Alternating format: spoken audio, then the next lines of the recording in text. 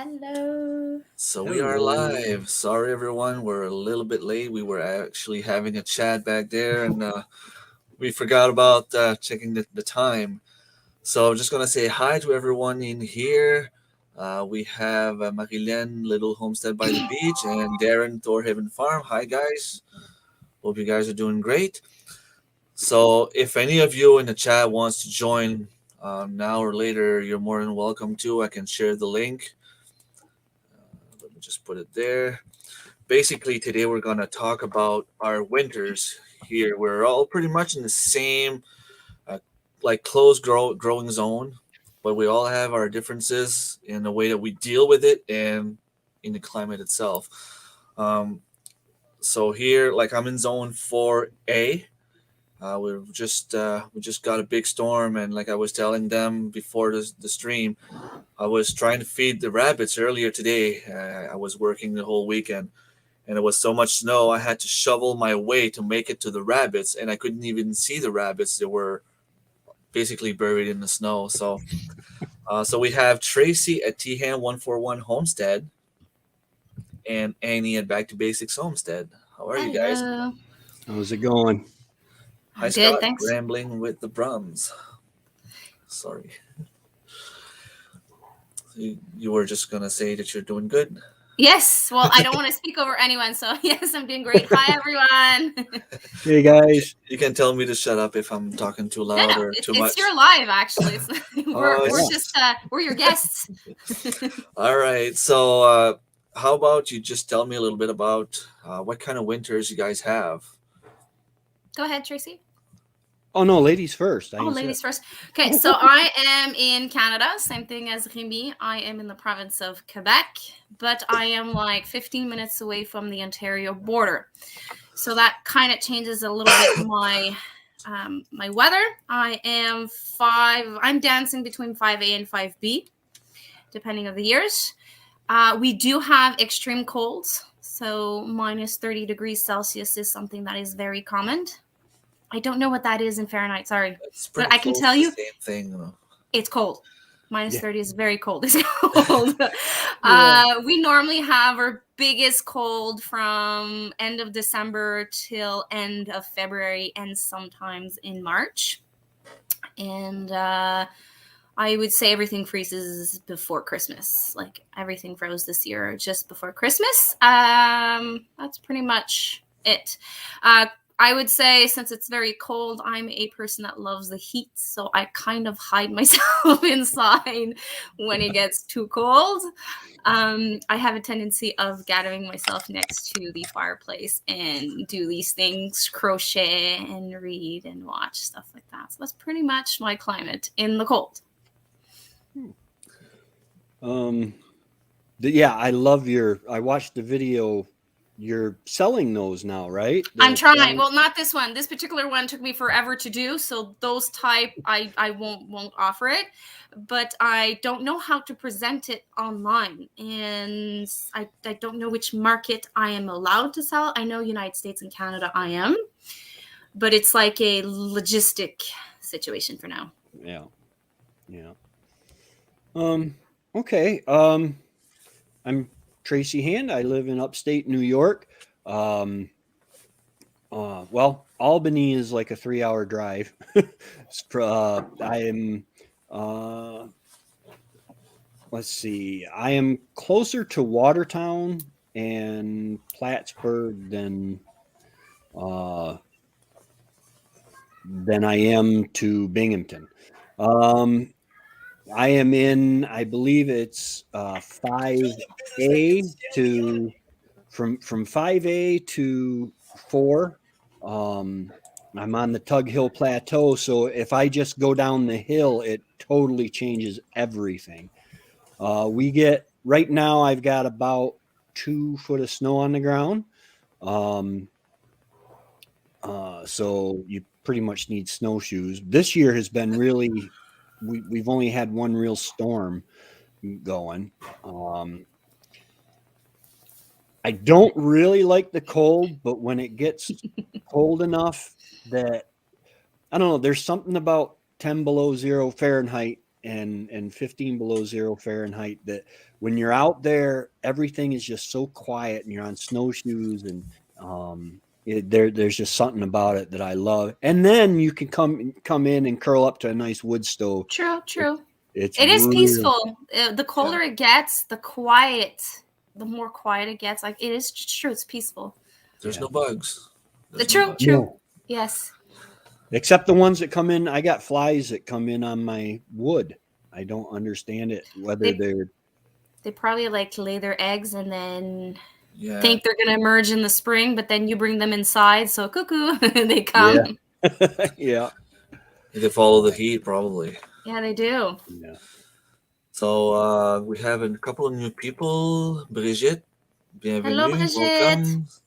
I've seen Serge and Hedgehog's Homestead. Welcome, guys. I'm hoping I didn't forget about anyone. If I did, I'm sorry. So yeah, I'm basically just a little bit colder than both of you. We usually get. I like to say that we always get a little bit of snow every day during the winter. The last couple of years were not so bad. We've had our first snow sometime in December, and I think the last 2 years we didn't have any storms in May, which is pretty uncommon for us. I remember. In May?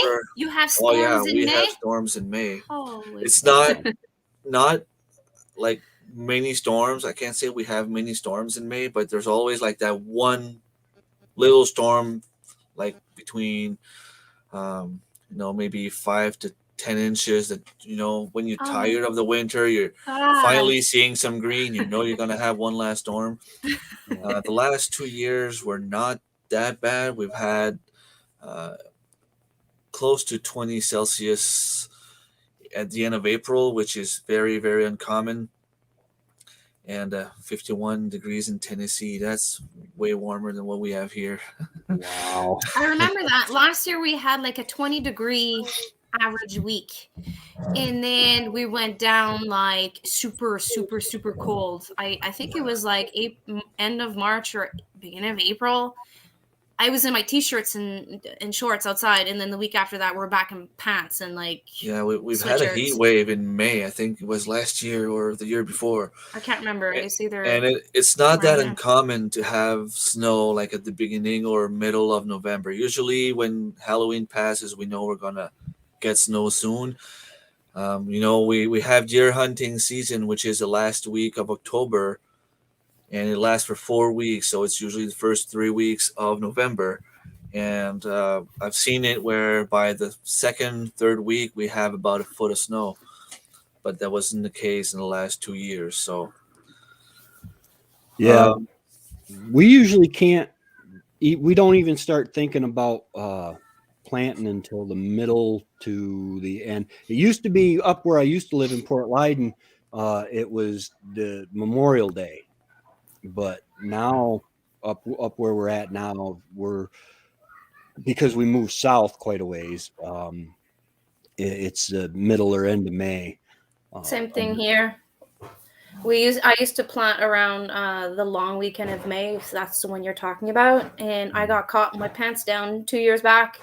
It almost froze last year. It came super close, and the same thing. But it was 3 nights. And the year before, it was 1 or 2 nights, same thing. And at the end of the month of May. Yeah. And my plants were like so ready to be in the ground.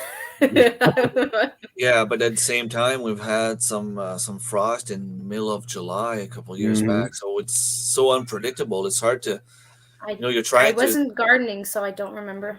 Yeah, I don't remember if it was a year I started or the year after or the year before but I mean, it's so hard to plan. Like, you try to plan everything, Okay, I'm gonna, like, you do a lot of planning, Anny, and it's something that I want to try to do as much as I can this year to see if it really makes a difference at the end. Plan as much as possible. Have your schedule set like so many weeks before the last frost, and like start seeds indoors and stuff like that. But it's so hard. It's so unpredictable. Well, you always plan, but you need to leave space to like a little margin there.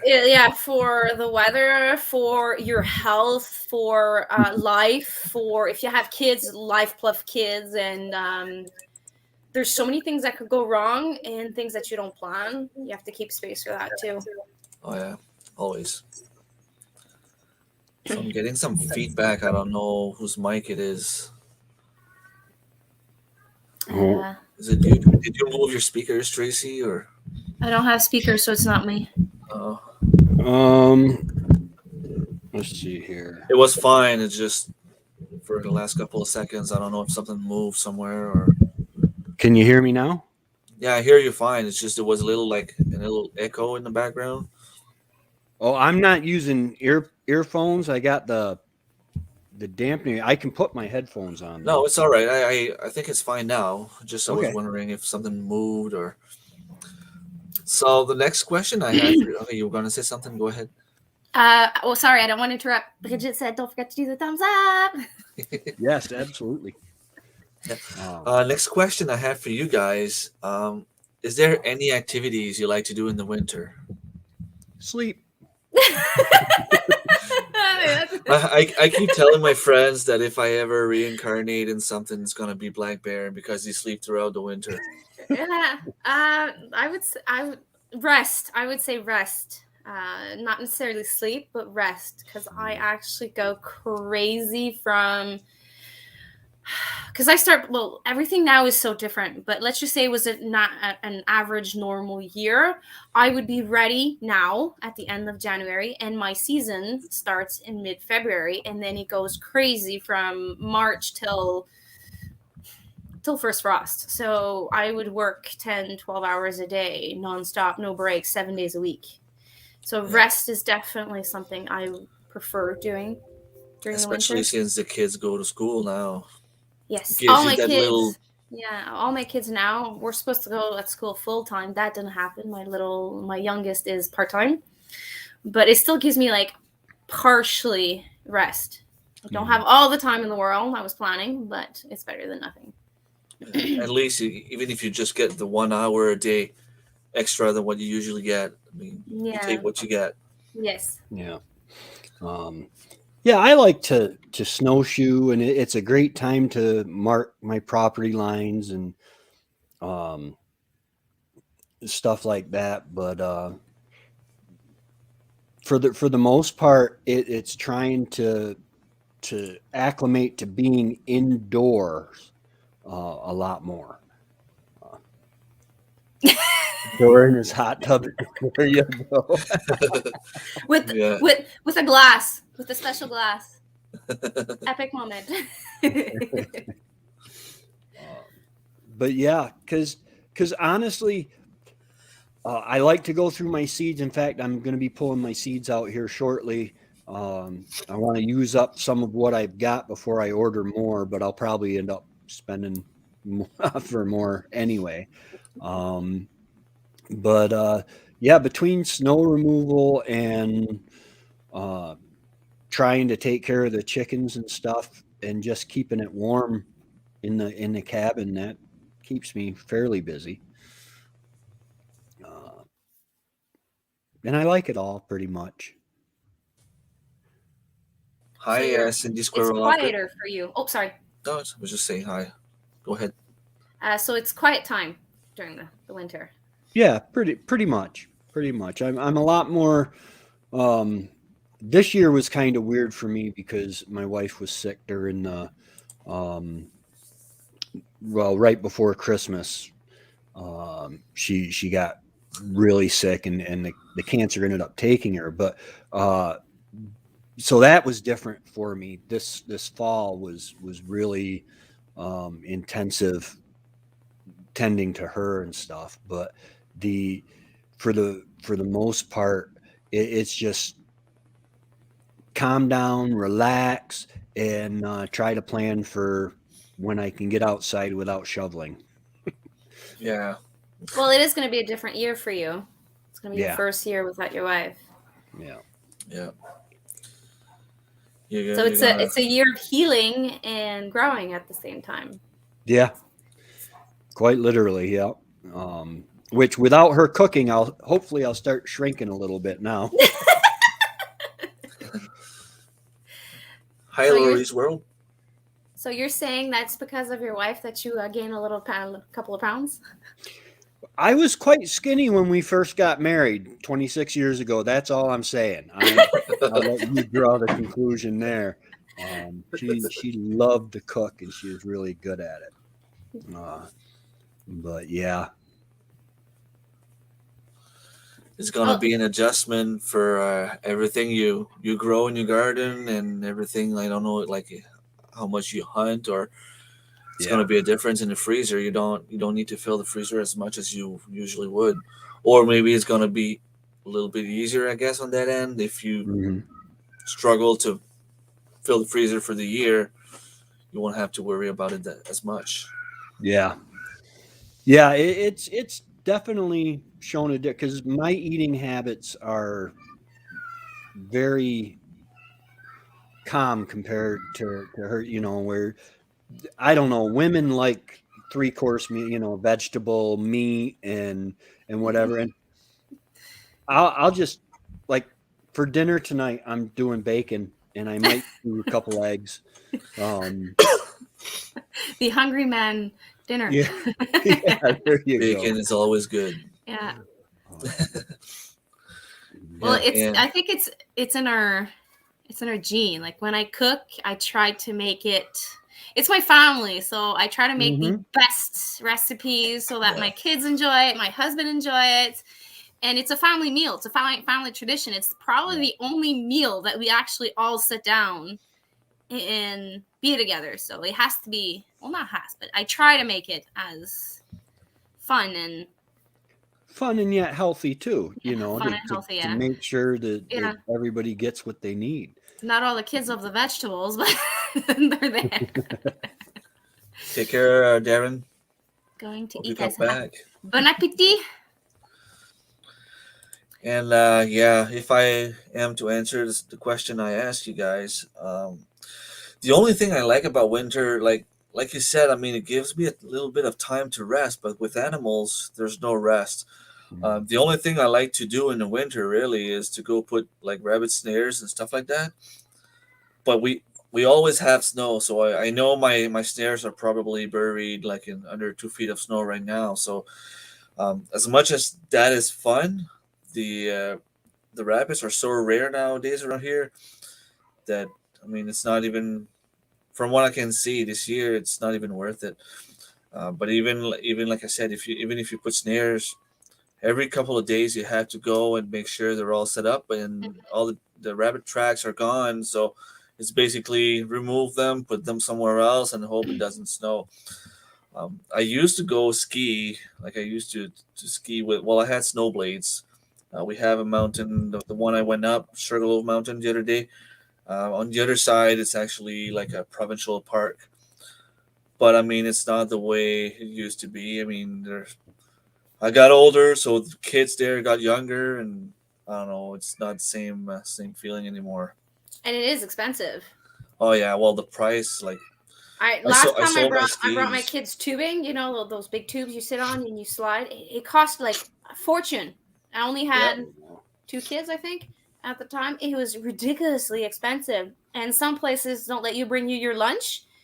So you have to buy food there, and then you have to pay for the gas to get there, and the price of gas is actually ridiculous now.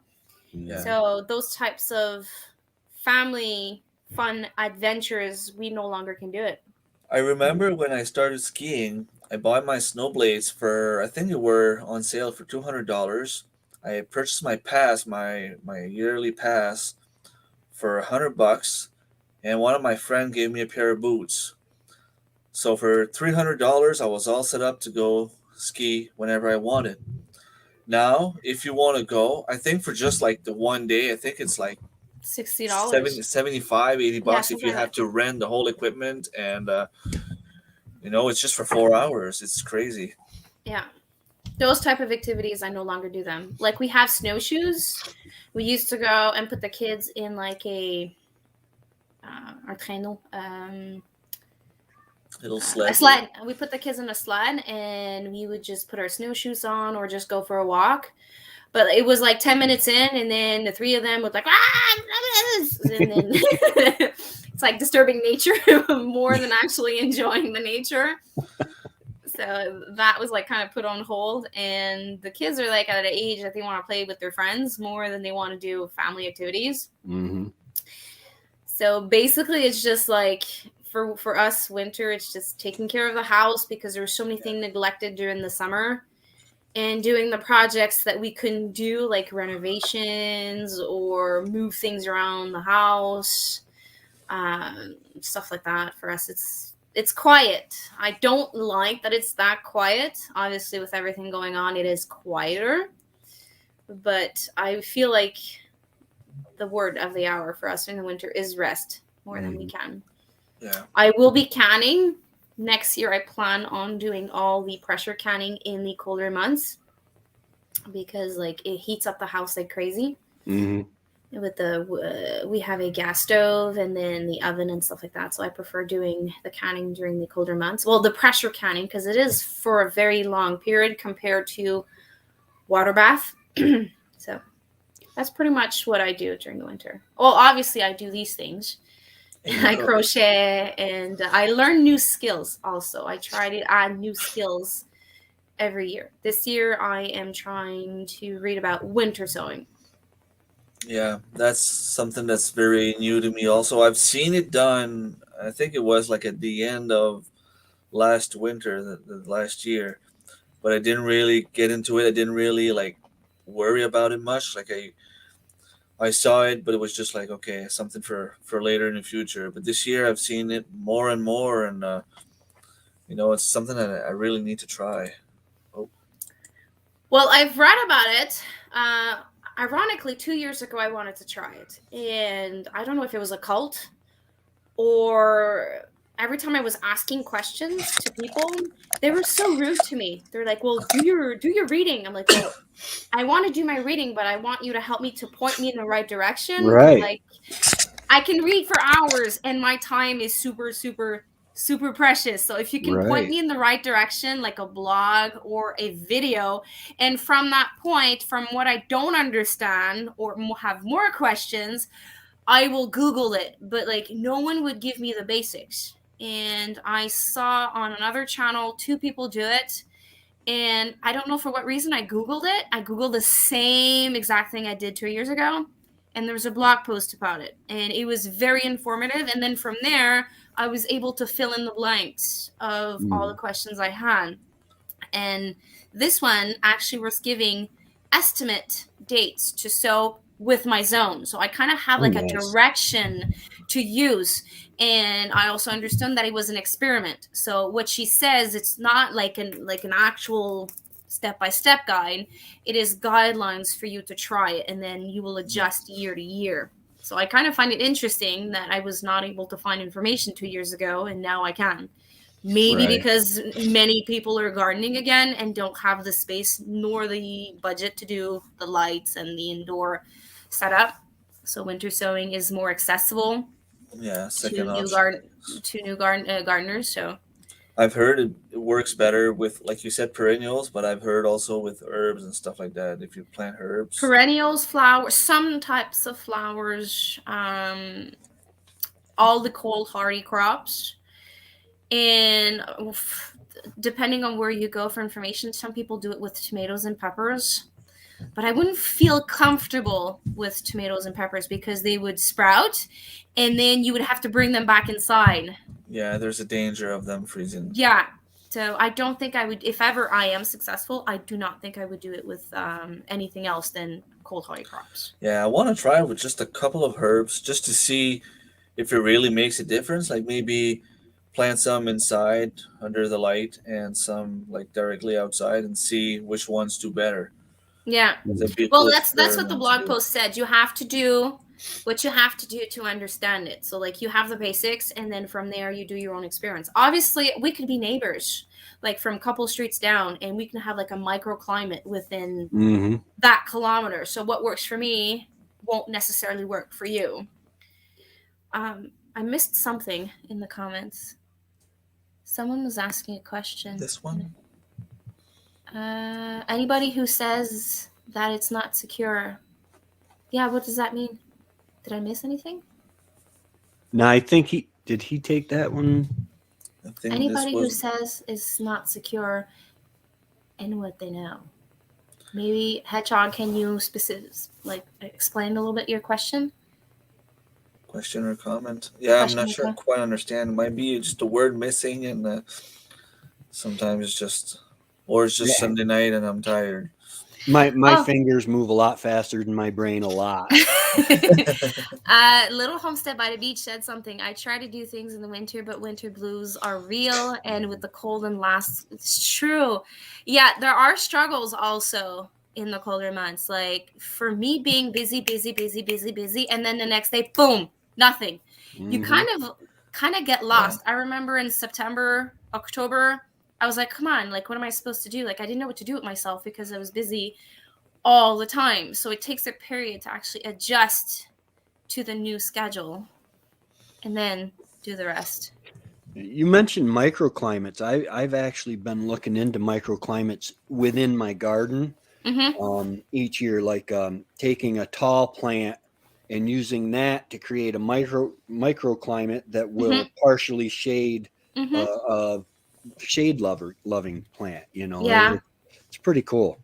Yeah, I do that with my basil so that it doesn't flower. I put it, I transplant it after my tomatoes, and I make sure that the tomatoes that I plant in front grows taller than the basil, so it gets partial morning sun and then late evening sun, and therefore I don't have basil that flowers. So microclimate is something cool to create in your own garden. Yeah. Hello, Mama Homemade. So she's saying that she's gonna start try winter sowing this year as well. Yeah, and she says she's gonna film it. Nice. Is that gonna be your first video? No, well, she's gonna do her intro video. Obviously, I've been bugging her for a while now, and then both of us are trying to do winter sowing. So I kind of wink at her and told her she has to film. Yeah. And I think the winter is a good time. Like, you want to catch up to all those, like, all you guys, like all the friends that we made in the summer that we didn't really have time to sit and watch their videos. Yeah. So I take the winter time and try to learn as much as I can. Like the first year was just, okay, I'm going to go see Justin Rhodes and My Gardener, all those other channels and see like the basic or the big picture of the whole gardening thing. And then by watching like smaller channels like ours, people that are maybe more focused on really doing small things, which is what I want to do. I guess I'm learning a little bit more. And I mean, it's a good thing because smaller channels have as much knowledge as all those big channels. And I take the winter to sit down, relax, and watch those channels. I made new friends. We do a couple more lives in the winter, I guess, of what we had time to do in the summer. And, you know, I guess I can focus more on specific things in the winter. True. Like in the summer, if I'm struggling with my tomatoes, I'll go and I'll Google, okay, what's wrong with my tomatoes? I'll find an answer and I'll go and I'll try to fix it. But in the winter, I can try to find what brought my tomatoes to be this way. What can I do to make it better? What can I do to make sure this doesn't happen? But what else can happen that I can make sure it doesn't happen again in the future or it doesn't happen at all? Well, it's good to actually analyze your current year. I actually get I was laughed at when I said I was journaling my entire season. From seeds, I journal, and from the period I transplant, I journal. I journal my harvest, and I also make a whole year analysis of what didn't work, what worked, what needs to be changed, what needs to be tweaked, new tricks I want to try, tricks that I tried that actually worked, and stuff like I analyze my entire year.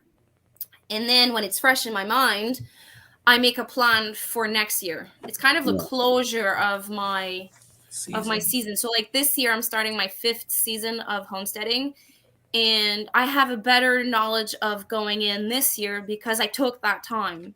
Obviously, it's something that needs to be done like a couple of times during the year, but like you start your year on good base. Like you have an idea what's gonna happen from what you've learned and what needs to be tweaked. You have the entire colder months to actually learn everything you want to learn and catch up on stuff. This obviously, if you have like a tomato that has the black butt, like you obviously know that's a calcium deficiency because you googled it when it happened.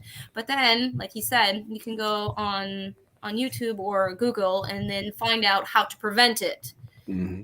Like go deeper into that problem. Yeah. Journaling in gardening is very important. It can save you a lot of time. I mean, I can video everything I do in the garden, but the chances of me going back and watching the videos and how many times I have said, next year I'm going to do it this way and didn't write it down. Yeah. And then next year I do the same thing over and it doesn't work again. It doesn't work. Yeah. Yeah. Journaling, I find, gives you a better perspective of your seasons because there's more than one season. Right. I'm just going to take a second to say hi to Honey Badger's Homestead, and I've seen Clayton the Fishing Nuts also. Welcome to the chat, guys. Did if anyone wants to leave, I put the link there. Don't hesitate. Did you ask in the comment if they want to add what they do in the comments during the colder months? Because we have you guys can homesteaders. share. Yeah, you guys can either come live with us or just share in the chat what you guys like to do in the winter. Because here it's just snow, so we can't really do much in the garden. I mean, I'm not, even if I plant some stuff, it's not going to grow. Well, we can have herbs inside. Yeah. I saw a comment here that was, so Mama Homemade is saying that she's watching the big ones too, but let's face it, me and Justin don't have the same budget. And I think Justin started just like us at the bottom of completely at the bottom. Yeah. And actually he had not what it was like. The channel or the gardening was not what it was 5-6 years ago. Not many people were into homesteading. Yeah. And not many people actually watched him at the beginning. So it's different. It was a lot of his videos with Paul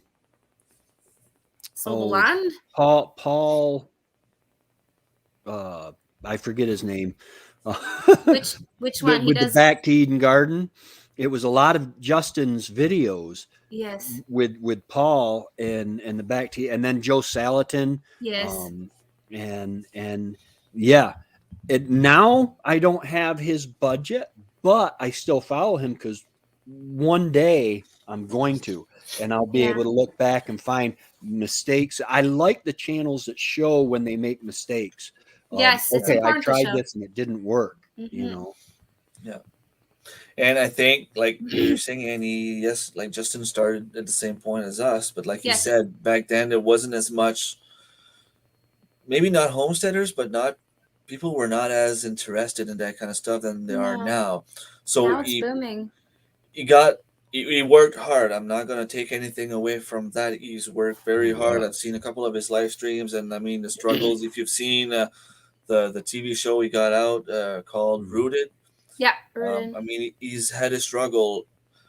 At the same time, he was the first one to emerge and grow up. So for all of us to do the same thing as him, I don't think we're ever going to be at the same level as him because he was the first one, you know. He's the go-to guy. He is. Well, I'm sure he has people over him. Yeah, probably. But we don't know them. We don't know but the thing is, the fact that, like Annie was saying there, the fact that he's got a little bit more budget now. He's got a bigger house, a bigger property, a bigger, like, everything is bigger for him. By watching smaller channels, we see people that are more like us that can share things that are more convenient for us. Well, it's easier to follow a smaller channel because they speak your love language. Mhm. Because when I started 5 years ago, the finances were like so small. I actually collected things in the garbage and in the in junkyards and stuff like that to actually make it happen. So I was following what Justin Rhodes was saying, but I was doing it redneck style. Like the Mhm. things that I was doing. Oh my God, I saw pictures the other day of like my first garden. I'm like, oh my God. But like I had no choice. I had to do it cheap. So I made it cheap to make it work. Obviously, I suffered from it because like I had no budget. But then the year after that, like I made sure to have a little bit of budget. So I corrected that and then I corrected it. If someone starts and have a huge budget, props to them. But mainly everyone that does it, when they start, they don't have it. Yeah. And we speak their love language when we Yeah. say the finances are tight, or we say we can't do it this year because we can't afford it, or we're DIYing it because it's cheaper. So they actually connect with us on another level. Justin Road is like the dreams for them, like the unobtainable dream. They want it, but they can't get it for now. And smaller channel, we give them more realistic content for them. That's what I think. Right. I when I was in Port Leyden, Wendy and I had like 10 or 15 years of gardening and stuff there. And we developed the soil and everything. And then I didn't start documenting for YouTube until we moved up here because we were going off grid. Well, I started a little, but I didn't get serious about it till we were up here in the cabin. And you see my gardens now, and people are like, this guy doesn't know how to garden. Well, no, it's just I haven't got the soil going yet where I need it to be. And I'm trying different things. Why would someone say that you don't have? Well, it's my garden. It's not a typical garden. I have such a clay soil that my plants, I haven't really got it amended yet. I'm getting a tractor, well, not a tractor trailer, a dump truck load of manure this spring, and I'm gonna amend my garden beds and stuff because number one, we had to run septic pipe through underneath the garden, which we dug everything up, so all that clay and hard pan ended up on top somehow. But then we did raised beds and they did really good. But now I'm trying to get the back to Eden, trying to get that flow going, and it's just my results aren't what they were in Port Leyden, where I had my garden. I had truckloads of. We had a energy generation plant. We called it the cogen plant, and they burned wood chips to create electricity. And they had piles of wood chips that had turned to dirt. So we got it all as filled it in and built a garden on it. And we had an awesome garden. The people renting it out now, they had a beautiful garden last year. And this year it just doesn't compare to me. I haven't had anybody say to me, you don't know how to garden. Okay. It's just my brother brought it up to me. He says, yeah, your garden now pales in comparison to what you used to have. Yeah, but obviously the soil is different. I have clay soils. For me to actually have food, I had to build raised bed gardens. Yeah. And last year was the first year that my Back to Eden garden, well, now I converted it, but when I started, it was Back to Eden. My 4th season was the first time that it flourished. Mm-hmm. Now I do market style, so I don't have I can't put wood chips, but like I add manure every year. But like it took a minimum of 4 years for those wood chips to actually do something for me. Yeah, I think it takes time when you have clay. Yeah. Yeah. Anny Badger's homestead saying a lot of people homestead, they just never call it that. Same as us, it's called life. And I totally agree because so many people, like I mean, our grandparents, I don't think they would call it homesteading. It was farming or just having it was a garden, lifestyle. You know? It was it would kind of skipped a couple of generations, and that's probably what it was called before farming or homesteading or whatever. But we kind of skipped, I think it's like 3 or 6 generations, and now people don't know what it is. So we tagged it: farmers, homesteaders, preppers. There's so many words to define what we do. Mhm. Yeah. And to me, a homesteader is just anyone that's using your land to your advantage in some way to be as self-sufficient Yeah, as well, possible, but every tiny farming bit helps. farming means you use your land or you borrow someone's land. Yeah. Prepper is someone that actually preps, regardless of where the stuff comes from. Right. A homesteader can be a gardener, but can also source bulk Mhm. items. So when you say you're a homesteader, you're saying that you're either a farmer, a prepper, or Yeah. a gardener. Like, it It's more gives you like, general. it's a general word. Yeah, my mom, when we were growing up, she canned, not because she wanted to be a homesteader, and they gardened and everything, my parents did, but it was because they couldn't afford to go out and buy for 6 kids, you know, the food requirements and the snack requirements. She learned all that stuff on her own. She was basically homesteading, and being self-sufficient out of necessity rather than, you know, wanting to be part of the big movement that's recently started sweeping through the country. And that's where I first learned what it was all about to be more self-sufficient. And I hated gardening when I was a kid. My dad used to have to fight to get me in the garden picking his weeds. You missed one, son. So you're telling me there's still hope for my kids? Yes. They Oh, don't want yes. to have anything to do with it. Don't give up on your kids. They will come around. When I was 19 years old, I was in the army in Garlstadt, Germany. I turned 19, and I wrote my dad a letter telling him, "Listen, man, I understand a lot more now." And I apologized to him because I was a pain right in the tush. But yeah, there's always hope for the kids. When you raise up a child in the way they should go, when they're old, they won't depart from it. They can come back on the stuff. They're learning more than you know, even though I Yeah. wish I would have paid attention to my dad a My lot my more. my two youngest girl, like they like some of the things. Like I can ask my youngest daughter to come outside and plant some seeds with me. She'll come. Like I mean, I don't blame her, but she doesn't like to do the weeding. And when time comes to go and pick up the stuff, she'll go and eat the stuff, but not as much. Like she won't come outside and help me. Let's go pick up all the cucumbers that are good. She won't bring like a little bowl and come and harvest Mhm. cucumbers. My son likes strawberries, so strawberries he won't mind. But other than that, they won't do anything garden related.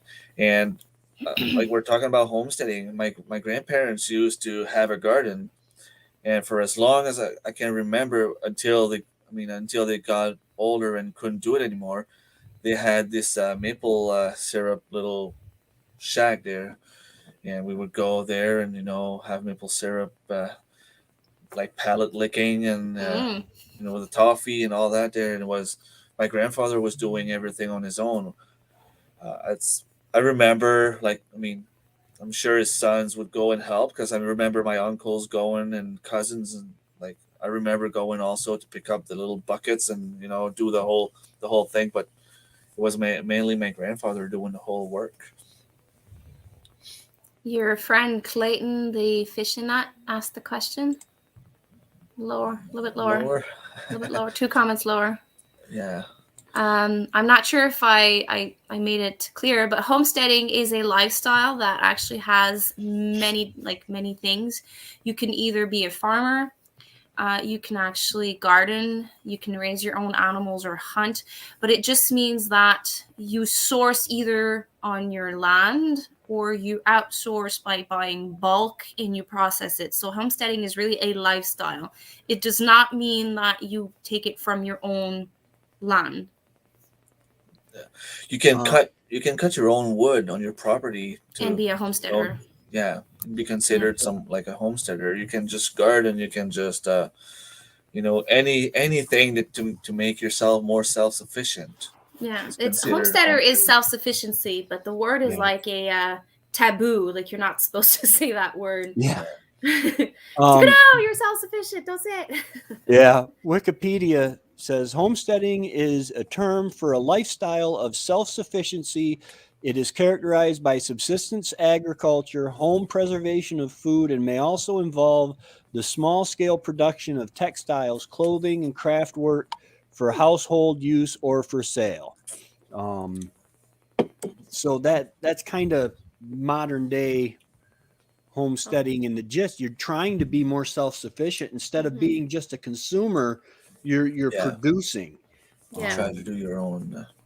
Because let's face it. I mean, our lines aren't secure anymore. Our supply lines, our supply chains.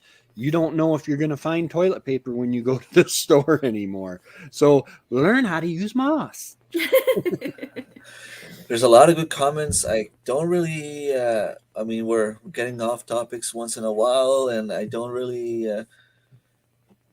Not that I don't have time. I forget to go and read all the comments and put them up. Okay, so we answered that one. So homesteading is when you get public land and farm it. So we replied to that one. So we're here when we have snow from October to June. Yeah, and we've had a storm last night. I woke up this morning under like 2 feet of snow. So it was when you have to shovel your way to your car. It's bad. I don't like picking and preparing. Cooking means the end for me for most interesting things. Yeah, I don't mind cooking. I don't mind preserving and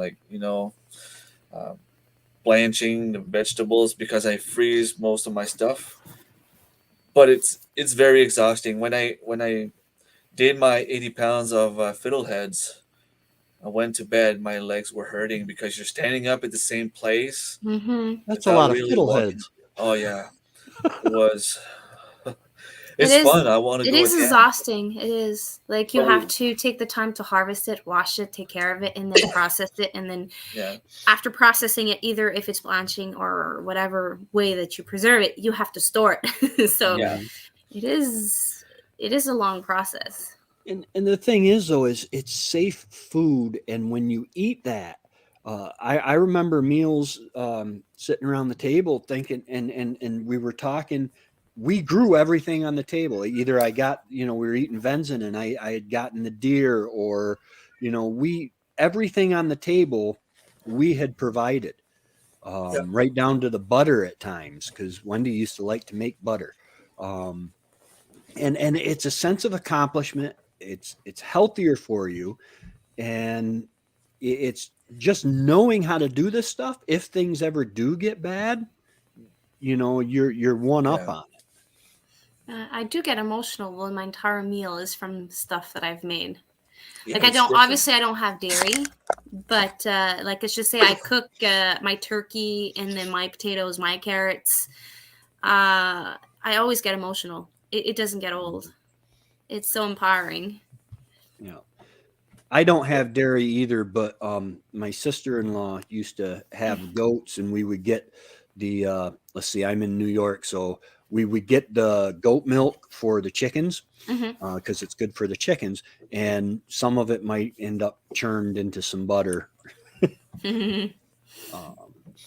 So Clayton the fishing nut says homesteading is survival lifestyle. Yeah, I would say it is. I mean, it's survival skills, obviously. Yeah. If you go fishing and bring fish on the table for food, you can call yourself a homesteader. Yeah. It's part of homesteading. So saying, I remember going to Rem's grandfather on Dad's side, and I would make us help clean peas. That was probably a long time ago because I remember being young and helping them, like my grandparents and my uncles, getting the potatoes off the ground. Yeah, that's something I remember. The world would be so much of a better place if we had more kids sitting on the porch with their grandparents shelling peas. Anything, just not just peas. It could be anything. And I mean, I think Justin Rhodes said that at some point, and I see Sal's post, and I remember when I was a kid, I was younger because I think my grandmother was still there, and she died in 1990. So I was 7 years old. So I remember going there before that, and I was like getting so tired quickly, like I wanted to go home. But I guess like the little 5 minutes I did of digging up potatoes, putting them on top, or I think my grandfather had this big tractor back then, that would just go and like put all the potatoes on top of the soil, Mhm. and we just had to go and pick them up.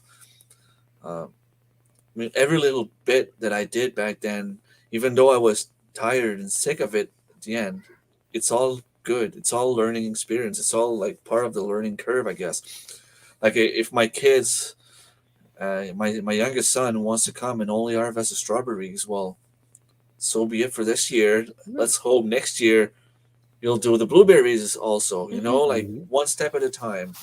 You're lucky. I didn't have that. My grandparents, my grandma on my father's side, when her husband died, she became a nun. And my mother's mother, I don't remember my grandfather either, and she was in an apartment. So I don't know. I've never had. Obviously, she was homemade cooking, so from scratch cooking and stuff like that. But I didn't experience a garden growing up. Yeah. So everything for me is new. And Marilyn, I don't do it to survive. Also, it's mostly just to learn skills, to have better food on the table, to have a different lifestyle. To me, going in the woods, in the forest, or just going in my garden, I mean, it's so relaxing. It's so peaceful. It takes my mind off of all the other stress around me. Like the work It's life. true. I mean, we realized I have 5 kids. They were all doing sports. It was 7 days a week. It was, okay, let's go. I have to hurry up to get home after work. Just grab a quick lunch and go for a practice, or go bring the kids to her chanting course, singing course, or he has a volleyball practice, she has a hockey practice. Let's go and go go go all the time. At least with everything going on, it's given me time to relax a little bit. Yeah. The kids are gonna miss that for sure. I mean, there's no doubt about it. But I think they've taken time to relax also, and they realize that we can have fun, we can still exercise without the stress of being competitive the whole time, and Mhm. somewhat get to enjoy a little bit more when I go and do the gardening and the hunting and the fishing and all that stuff. It's true. Yeah. Grew up in this life, and I have tried to teach all my 11 kids how to grow and preserve. Am I reading right? 11 kids? Yeah, I read it twice to be sure. I'm gonna start a GoFundMe to get her credit. My dad was a child of 8 kids plus. Well, their parents isn't never lived this way. They would have died. I'm sorry, I'm choking. Just a sec. Do you want me to read the other comments? Do you want me to read the other comments? Okay. There was a big back to basics movement in the 1970s. Harold Smith magazines from that time are full of articles about sourdough starter fermenting, cheese making, and it comes full circle, it seems. True. It's true. And I would say within the last 2 to 5 years, it's actually being more popular. Mm-hmm. Thank you. So I can say hi to Elena Coker, the rustic wife, and Christine Odin, Gardner Josh. Welcome to the live. I Absolutely. think there's a comment later. I think Josh left. We kind of are a little bit behind with comments. Sorry, guys. Sorry. No, I think we're good. Say good evening. So Christine's saying, I hated gardening when I was a child, picking rocks out of the garden, but now I have 7 raised beds and 2 in-ground gardens and mini container in my suburban backyard. It's just something that when you grow older, I mean, you realize the small things in life are so important. Yeah. Mm-hmm. Just that time. I'll never forget. I lived in Port Leyden. My father had a stroke, and he lost a lot of use of his left side, and he couldn't communicate.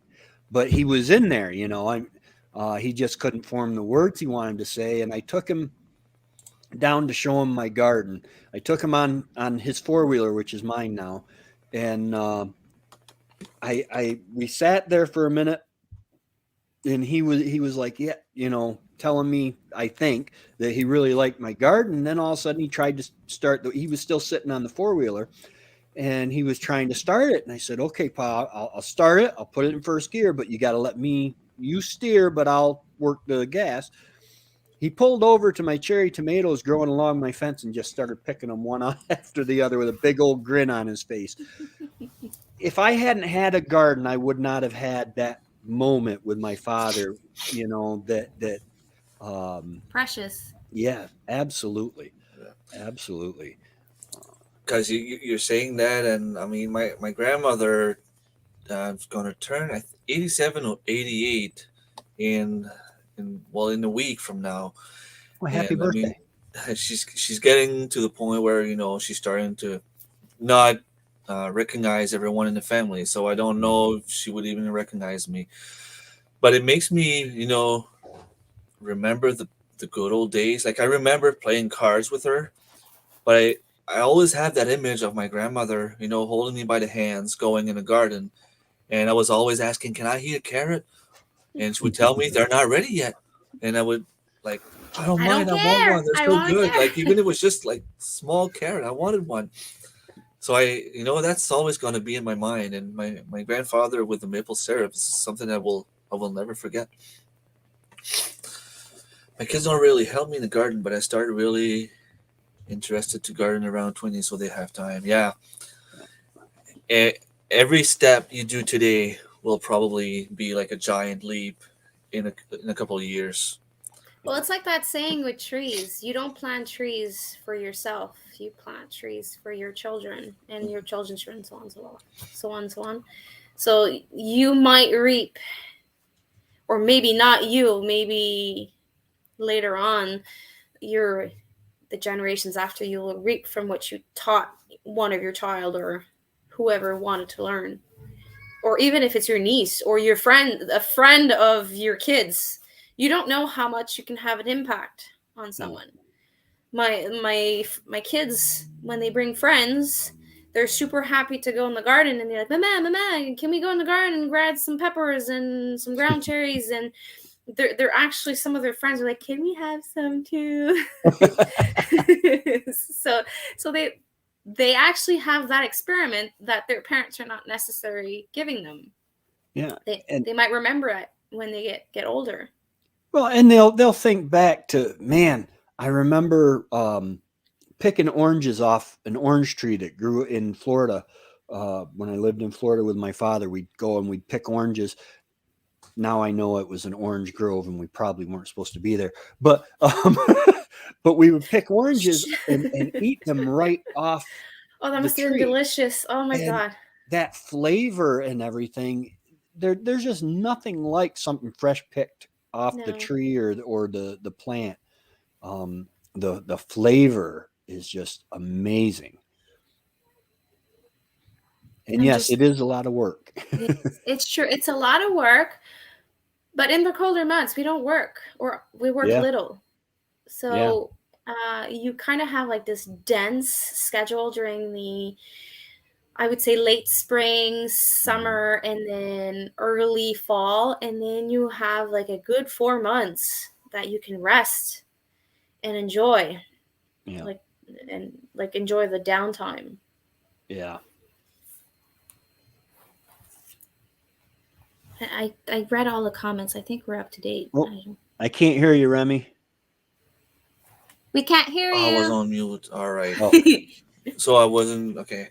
Yeah. I agree that you're saying that you wouldn't change anything for the world.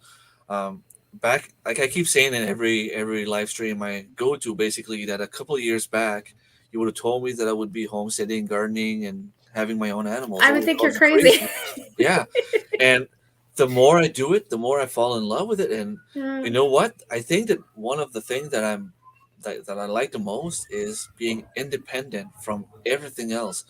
Like with everything going on today, with the convoy and everything going on, we don't know if the shelves are going to be full tomorrow or not. No, we don't. But I don't have the stress of not having food on my table because my Yeah. freezer is full of vegetable. I have 2 freezers, 2 fridge, and they're We full might of meat eat and vegetable. similar food, but at least we have food. Like Yeah. we might eat chicken for like a week, but we're still fed. Well, I We have don't. moose meat. I still have some fish that I caught myself last summer. I still have some. I still have 1 turkey in the freezer. I still have some chickens. I still have some chickens outside that I can start breeding if I want to, Yeah. and you know, I can eat some more that are outside as well. I have some rabbits. I have the skills to go hunting if I have to. I Yeah. mean, it's not the Yeah. legal hunting season, but if it comes down to it for my survival, I know how to do it, and Mm-hmm. if it comes to it, I'll do it. Do you know So what the it's good to gateway know. is to our lifestyle? Chickens. Yes. Yeah. It I'll all be like that. starts.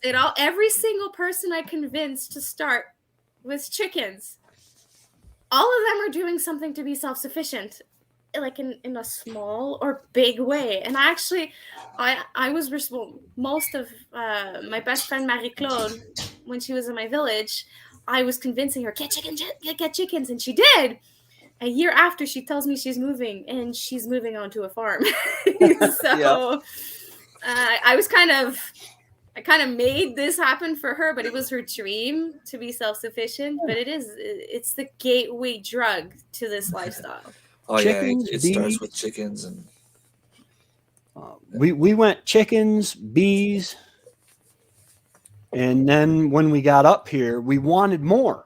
So we got the 20 acres and cleared it Amazing. out, and now we have pigs in the summer because we outgrew. We had 3/4 of an acre of land in Port Leyden with a house on it, and we just didn't have room to do everything we wanted to do. True. So it just led into more and more, and now every year we have been trying to get more and more self-sufficient. Sorry, I read a comment. I didn't mean to. Nope, it's all right. It's I get true. ridden. I Welcome to the am chat. on 1/3 of an acre. Like every Wow. single space that's facing south or semi-south is used. And I can't raise all my meat, so I ask people to raise meat for me. And so that way I have turkey, chicken, and pork. Next year I would like to have 1/4 of a beef or half a beef to share with someone, but like I don't know someone near me within like 2 hours radius that would raise pasture beef. They all raise them on The grain. grains. Yeah. But I would love to have them pasture fed. Like I wouldn't mind if they would be finished on grains, but I would like their lives to be mainly off pasture. Right. Did you ever try like wild game meat, like moose, deers? I keep trying to convince my husband to go hunting, and he keeps getting those comments that wild meat doesn't taste great. So I beg to differ. Yeah. I know, like I told him, go hunting or find someone that would like give you Steak. a steak, a roast, and a couple of package of like hamburger meat. Yeah. That's cut with pork fat, Mm-hmm. not 100% wild meat, but like cut with I can't remember the percentage of pork fat, and to taste it, to give us like a good opinion. And yeah. Well, I'm still in the convincing stage of that aspect. In down here in the States, there is a huge movement of women taking up hunting. It's something. Now I know you've got 5 kids, I think you said. Three. Okay, 3 kids, and you're busy with everything else. Yeah. I look at my time in the woods as guilt-free relaxation, guilt-free unwinding, because I can sit in a tree stand or I can set up on the ground somewhere. I'm out there in the nature, and I just love it. I'm not saying no to that. All I'm saying is that now I don't even know how I can make this possible. Like I don't even know who would take care of the farm, of the homestead. like farmsteading. I don't know someone that actually come to my house and take care of my animals or my gardens so that I can go. My husband works 60 hours a week. Oh yeah. So I would probably be interested maybe to follow someone to see the ropes, see if I enjoy it, because I've never experienced it. I was, when you wear the orange shirt and you help corner an animal. Mm-hmm. I did that, but that's the only experience I got from hunting. So I can't really have a good idea of if I like it or not. Okay. It's for me, hunting is more than just going out in the woods and getting meat. Like we went moose hunting this year, and I mean it's just I got uncles, friends, um, so many people I know are hunting, and especially moose hunting. It's something that here in New Brunswick it's so popular, and I mean it only lasts for 5 days. So you a couple of days before hunting starts, you see all those trailers, trucks, everyone's heading to the woods. But if you go, like, how can I say that? It's not that it's like the rules don't apply in the woods. Yeah. Everybody's friendly. Nobody's gonna steal from. I mean, there's always that odd one person that's gonna cause trouble, but you can stay stuck on the side of the road. Someone will come and help you. It's ironic that when you go hunting, you become nice. Yeah. Well, everybody's got a gun. No, true. But I'm just saying, like, someone in their car going to work, which is a hunter, it's like go, cure, and then that's it. That switch turns off when they go hunting, and then they become more civilized. Yeah. It should be like that. Right. I'm lucky because we've got a lot of state land. There aren't a lot of deer on my little 20 acres. They tend to go towards the cornfields and stuff. But there's a lot of state land that hiking trails and stuff that is open to hunters. And I just say, okay, this evening I got all my chores done early, so I'm gonna go sit until dark, and I don't have that next to my house. I would have to go in my car. Yeah. Well, yeah, I think I might drive half an hour to get to my favorite spot. Maybe 45 minutes. I don't have access to that near my house. Yeah. In our you need like permits. Mm-hmm. And like, let's just say that I want my license to have a firearm or what's his name, arbalète? A bow, a crossbow or a bow. You need to have that. And then if I want to go for turkeys, I need another one. And I am only entitled to have one. The license costs you $90 to have a bird. And there's certain restrictions. I think you can only hunt the males in this. I can't remember. Like, there's 2 times in the year. So I told my husband, with that $90, I can raise practically three toms in my backyard. So it was not worth the investment of going. That's the only thing I have access to here, which is wild turkeys. Yeah. Okay. And then sorry. No, go ahead. And the other things, I would have to drive many, many hours, and then gas. Yeah. The logistics of lodging and blah blah blah, and then taking it out of the forest. That would be like the biggest logistic for us. Like, let's just say that we did get something, I wouldn't have any of the equipment to take it out of the woods. Yeah, right. You would need to go with a friend for the first time. That's equipped. Yeah.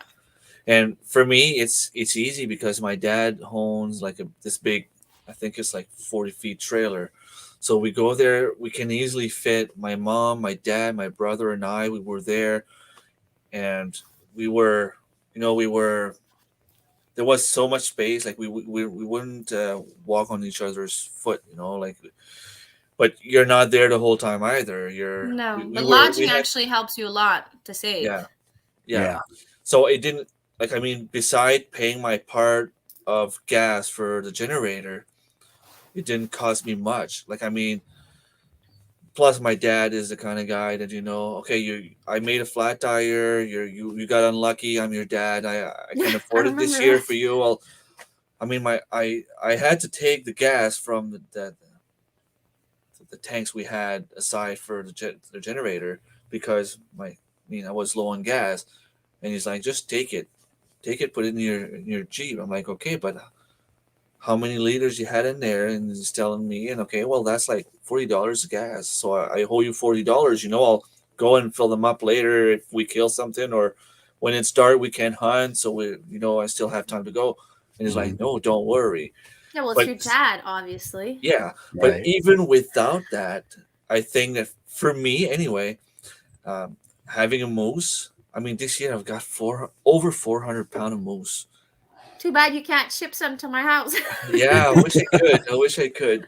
It could probably get done, but I don't think it's legal. It's with a certain type of ice, not actual Yeah, ice. You know dry that The thing? ice. dry ice. Yes, you have to put a block of dry ice in a styrofoam cooler, and you would be able to ship it. But you would have to have like priority mail, 2 days, something like that, and that's expensive. Yeah, Yeah. Everything is expensive.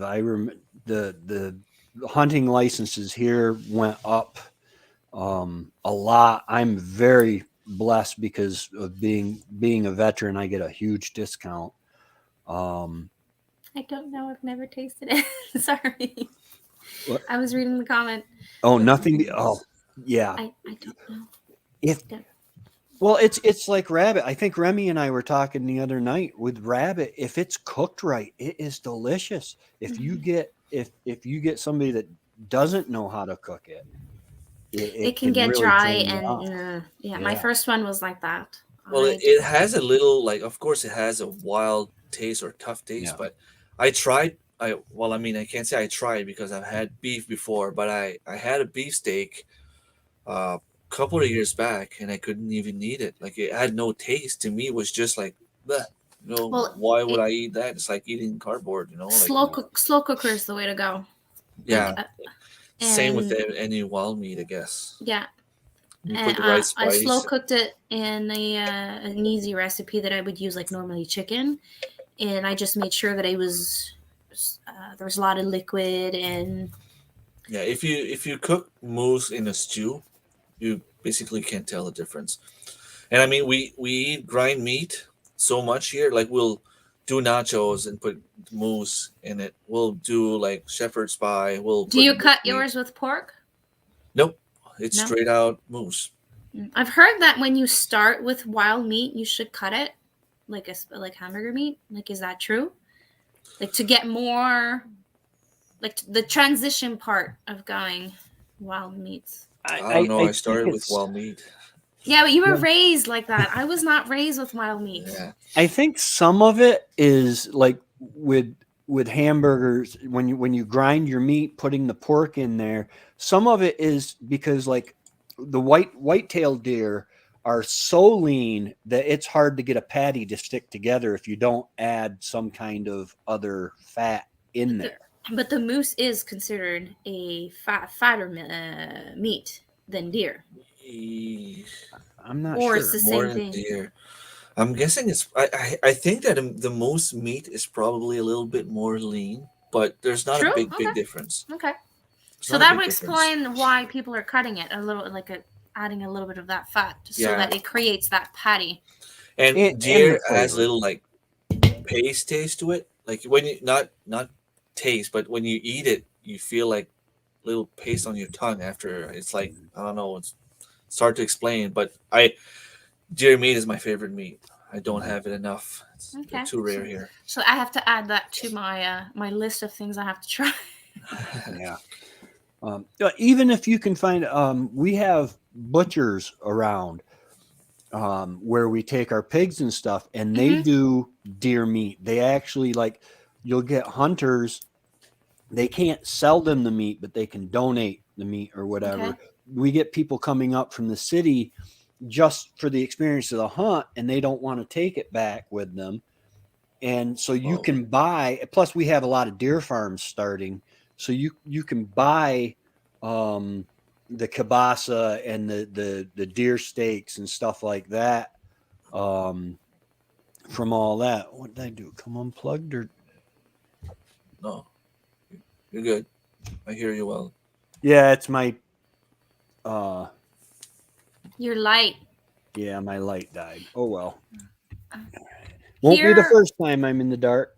We don't have access to that here. The government controls a lot of our meat, and the butchers where they actually when you take your kill and you bring it to the butcher, you don't have access. Like, there's not that much. The closest that it is certified organic near me is about an hour or 45 minutes away from my house. Oh wow. There's not that much here. They restricted it and made it so complicated for little ones to butcher and make someone do the butchering for them. Yeah. And just so you know, if you kill an animal, let's say in your backyard, that's been eating, leaves and other vegetables from your garden or whatever, it won't taste the same as if you get a deer from Anticosti Island, for example. Right. No, well, they don't eat the same thing. They don't eat the same thing. And I went on Grand Manan Island. For those of you who don't know, it's way south of New Brunswick. Grand Manan, Manan. Okay. And you had to take the ferry for like 45 minutes, and I got sick on the Bay of Fundy there, and the deer fun. The deer eats mostly grass. Like, the island is full of grass everywhere, but everything has like a little salty taste to it, I guess, or it's the environment is different. Yeah, you smell the wind, and you can smell that we're close to the sea. Mm-hmm. And when we got some deers, it was the same color as a pig, and it almost tasted the same as pig. Okay, so it's like bees then. The bees, if they eat a certain type of flower, the nectar of a certain type of flower, they have this type and this type of color of honey. So I guess it's the same thing. Well, I'm not going to say that it's that much, like, there's not that much of a difference, but if they eat the same thing all the time, then I guess you can see the difference. Like, if you go on Anticosti Island, Grand Manan Island, it won't taste the same as a deer killed in the middle of the province of Quebec, for sure. Okay. That's interesting. I've heard of Anticosti Island. That's a big, it's just deer, right? Or, well, not just deer, but it's populated. The whole island is populated by a huge deer population. I don't think there's any population. There's no humans on the island. Right. I don't know if anyone lives there. I know there's a lot of like camps and cabins, and well, it's a park. It's an state park. Is it a state park? I think it's a state park. I don't know. You would I've know. Never been. I've never been. Well, it's kind of far from my house. Quebec is big, by the way. Same as Ontario. It's huge. Like, if I would leave my house now and go to you, that would be to go to my sister's, which is in Gaspésie. I think it's 13 or 14 hours to go to her house, and she's still in Quebec. That would be like me going to Florida. Yeah, so me going to Quebec City is 3 hours, and then from Quebec City to Gaspésie, that's 5 hours, and then the doors of the Gaspésie, and then from there to the middle of the Gaspésie portion is, I think, an hour or 2 hours, and then crossing the park all the way down, which is another hour, probably 13 hours. Where is she in Gaspésia? New Richmond. Okay, so she's about an hour from me, and I'm about 5 hours from Quebec. Yeah, well, you have to stop a couple of times. Pee and sleep and stuff like that. I've done it a couple of times with the kids. Holy shit, that was a heck of a ride. I go to New Richmond because there's a lake there, and it's the most wonderful experience of fishing. When you say that, I just put my rod in the boat just so I could grab my stuff and put my stuff in the boat, and my line touched the side of the water, and I caught a 15-inch trout. Wow. So it was just standing there. It was so much fun. You should read your comments, by the way. You missed a couple. Yeah, I show them on screen so they know that I'm reading. I know Sally's eating moose. Lucky you. Bon appetit. It's so good. Da, da, da. Rabbit bourguignon in red wine. Oh, okay. Stop. I'm hungry now. Yeah, Tracy says you want some too. Yeah. There's a comment I saw earlier on by Garden something. I missed it. She's talking about Grid? tomato. This one Chickens, here. marigolds, and tomatoes are Yes. the gateway drugs to farming and homesteading. Yes, I agree. That's the one I was looking for. And you slept on Grand Manan Island in a tent? Wow. You're kind of brave. I got there when we went there. We only went 1 week, and my cousins had been hunting there for a while. And he told us, he says, sometimes we go outside to pee, or some people go outside for a smoke because we don't smoke in the cabin. And the cabin is next to a lake.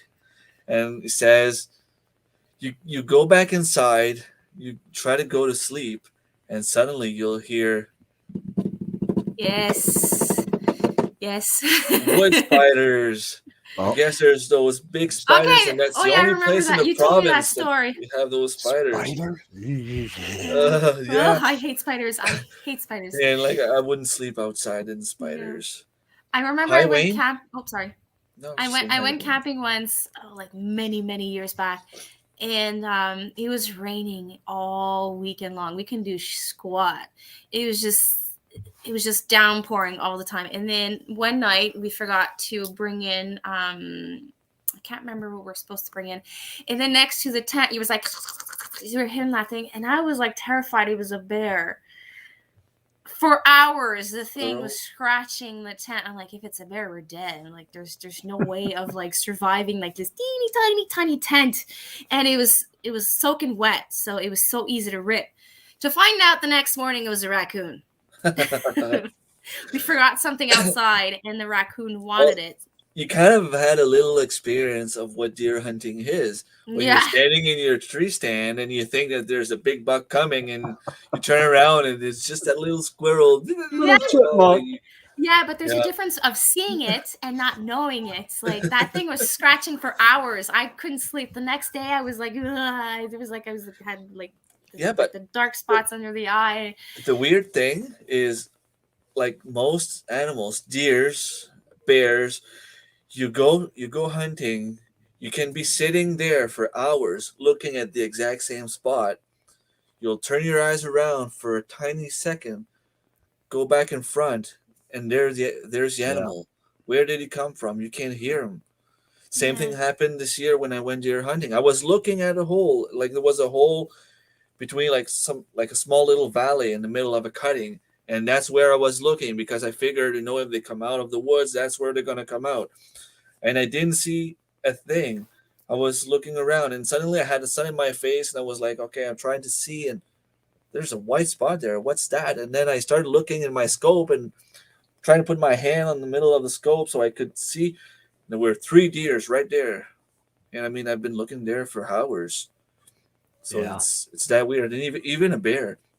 You can be sitting in your stand, you don't hear a thing, and a bear is a big beast. And suddenly you'll just hear the branch cracking, and boom, he's gone. That's probably the thing that's making me like hesitate going hunting, being face to face to a bear. Well, remember, you'll be armed. Yeah. But, he's kind of on top of the food chain when it comes to, especially a bear. Maybe not a deer, but like a bear is like higher than you. So you're like just wrong in the spring. I'm sorry? I'll show you wrong in the spring. Yeah, well, I have to go bear hunting. No. Well, I've never been exposed to this lifestyle, so yeah. Well, it's the same as I've been taught to fear it. Yeah. If you ever come, which I don't know if they have them anymore, but if you ever find yourself in upstate New York, let me know. We'll get both of you guys down here, and we'll go. They used to have the dumps in Old Forge and Inlet, which are right in the Adirondack Mountains. And the dumps, they didn't really put food in them, but the bears would go through the garbage, and you would have cars lined up watching the dump.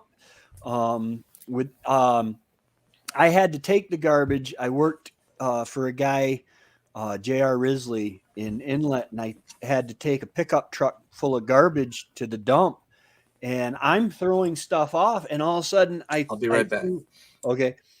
I threw a bag off the truck, and it bounced back at me.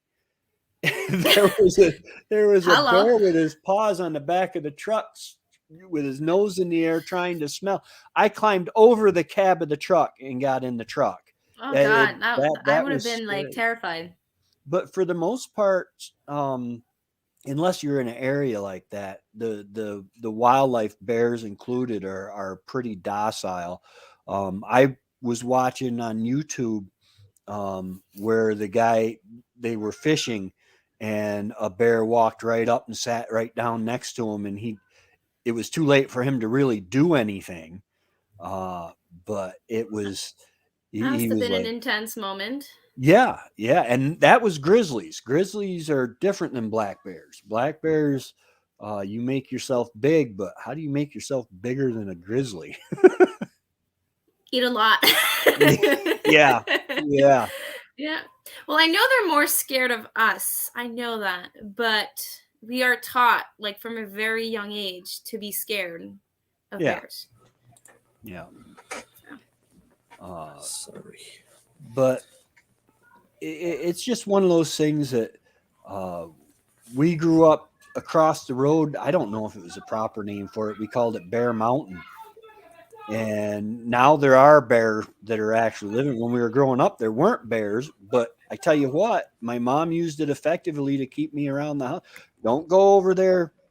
You know, they saw a bear the other day. She had one on her front porch earlier this fall. She opened the door she thought it was, she got a bunch of wild cats that she feeds. And she opened the door, and there's a bear looking at her. Guys, they ended up having the sheriffs over and my brother. For you to go. Yeah, something happened downstairs with the kids. I have to let you go. All right, thanks for being here. It was here. nice chatting with you guys. Bye, everyone. Usually I take the time to say bye to everyone, but like there's a big situation downstairs, so I have to go. So take care. All right, take care. Bye. Thanks for being here. Good luck. Thanks. Good talking to you. Yeah, it was nice talking to all of you. All right. Yeah, there's a guy around here. I don't know if he's still doing it, but I've seen some videos where he feeds the bears and he walks amongst them. Like, it's crazy. Like, I keep telling them, like, eventually you're gonna get one, like, it's gonna be the king of the place, and he's not gonna like you. He's gonna eat you alive. There was a guy I don't remember if he was in Alaska or the Yukon, but his name was Timothy Treadwell, and he filmed a lot of his interactions with the bears. He was trying to save the bears, and I can be friends with them, and he had names for them. He got eaten, him and his girlfriend both. Yeah. Still better to be scared of it than want to go pet it. Yeah, I'm more afraid of, well, actually around here we don't have much. Like, a bear wouldn't scare me. I'd be more afraid of coyotes because we have a lot of those. Mm-hmm. But if I went like in the States or something like that, where I don't know the areas, I'd be more afraid of like a venomous snake or, a spider that could bite me and kill me. Or this is what would scare me a little bit more, I guess. Yeah, that's why I like New York. It keeps the deadly stuff down quite a ways. We don't because get of the winters. Yeah. But yeah, in Fort Irwin, California is in the Greater Mojave Desert, and we were on a detail picking up the fake lamb because all we did was play war for 20 days out of every month. We played war, and they had these big, basically they're blue bowls, and they'd flip them upside down, and those were supposed to be mines. Well, we had to pick them up by hand, and this one guy started screaming. He got into a black widow's nest, and they airlifted him out. Oh, I just think about it. And I don't like spiders. No, and I think it was it in Australia, or they're saying that there's more, like, I don't know how many thousand species of insects that could kill you. I mean, it's Yeah. insane. Or maybe not just insects, but I mean different Oh yeah. animals. I think we'd be safe to say almost everything in Australia is trying to kill you. Uh, but it's amazing. People walk around barefoot in Florida and everything. And my sister got bit on the bottom of her foot by a brown recluse, and that literally ate a hole in her foot. Wow. Was it like a couple of years back? I think it was all over the news. It was a little kid that was eaten alive by an alligator somewhere in Florida. Yeah. Every Hi, every Coop. once every once in a while they'll uh, like a kid will be walking a small dog along the beach, and the gator will get confused and take the kid instead of the dog. Oh, that's too We bad. And I mean, they don't have the experience and the reflex to get out of the way. I guess. Like I mean, Right. if it was happening to me, I could maybe fight it off, or take one step back, or have a reflex to get out of the way. But um, I moose hunt basically in my area. I mean, right here, northern New Brunswick. Um, there's different zones. That's the way it works here. We have different zones we have to apply. We're part of a draw. And if we're drawn, then we have to hunt in the zone that we were picked up for. So I always apply what we call here it's zone 4. It's pretty big. I mean, we have about, I think it's 300 license, and there's not that many hunters, but it gives us basically like one chance out of 10, maybe on average. The more year passes before like since you were last drawn, the more chances you have to be drawn again. Yeah. So like I was drawn the last hunting season, chances are I won't get drawn again this year, but it could still happen. My cousin was drawn 4 times in a row, and I think it was like just the second one to see it happen for him. But I mean, what I do, I there's a lot of people that go into greenwood, like in the spruce and cedars, and they'll go and call and try to get the buck out to them, the bull.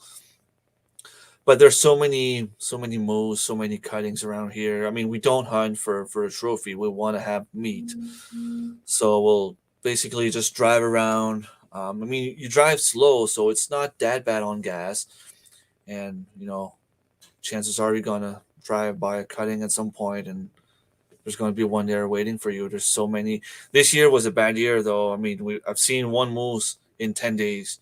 Usually, it's like three, four, five every day.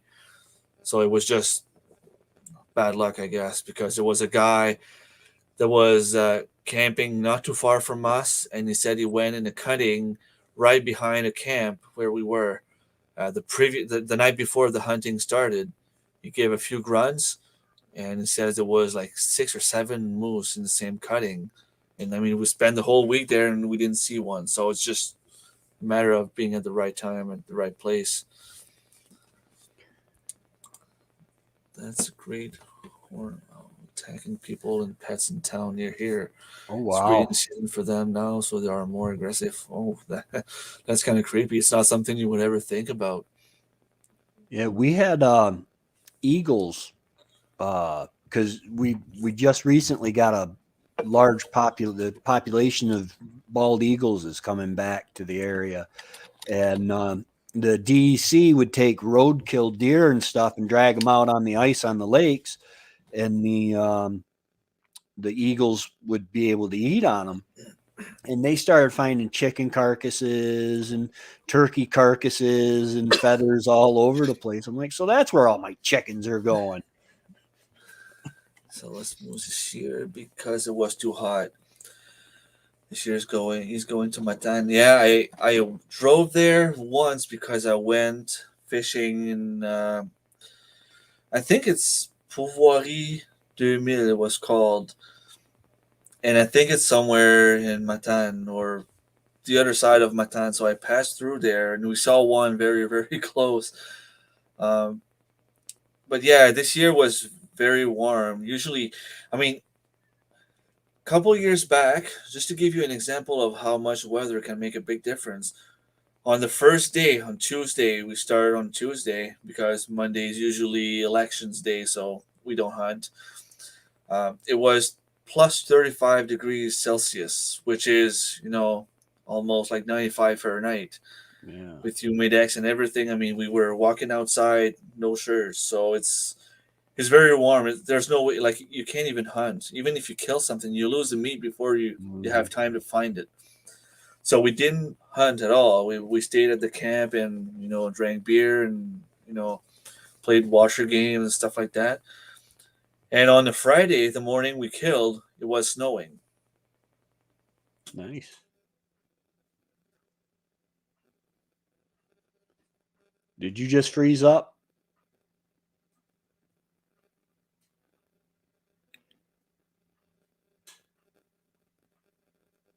Yeah, I'll take it till you unfreeze. Temperature deals a lot, like with the whitetail that we hunt around here in upstate New York. The rut will almost come to a stop. It can delay it. 4 degrees. Yeah.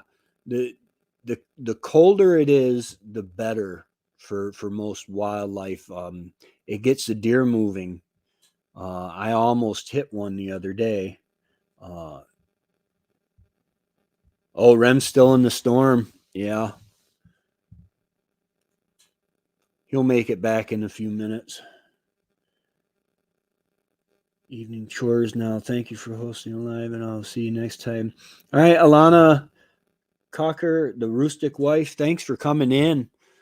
Boy, we sure do appreciate it. We love these lives and talking. This is the first one I've done in quite a little while, but we just love to get talking and get input from other people and stuff. The best freeze frame of Remy. Kind of looked like he was having a stroke for a second.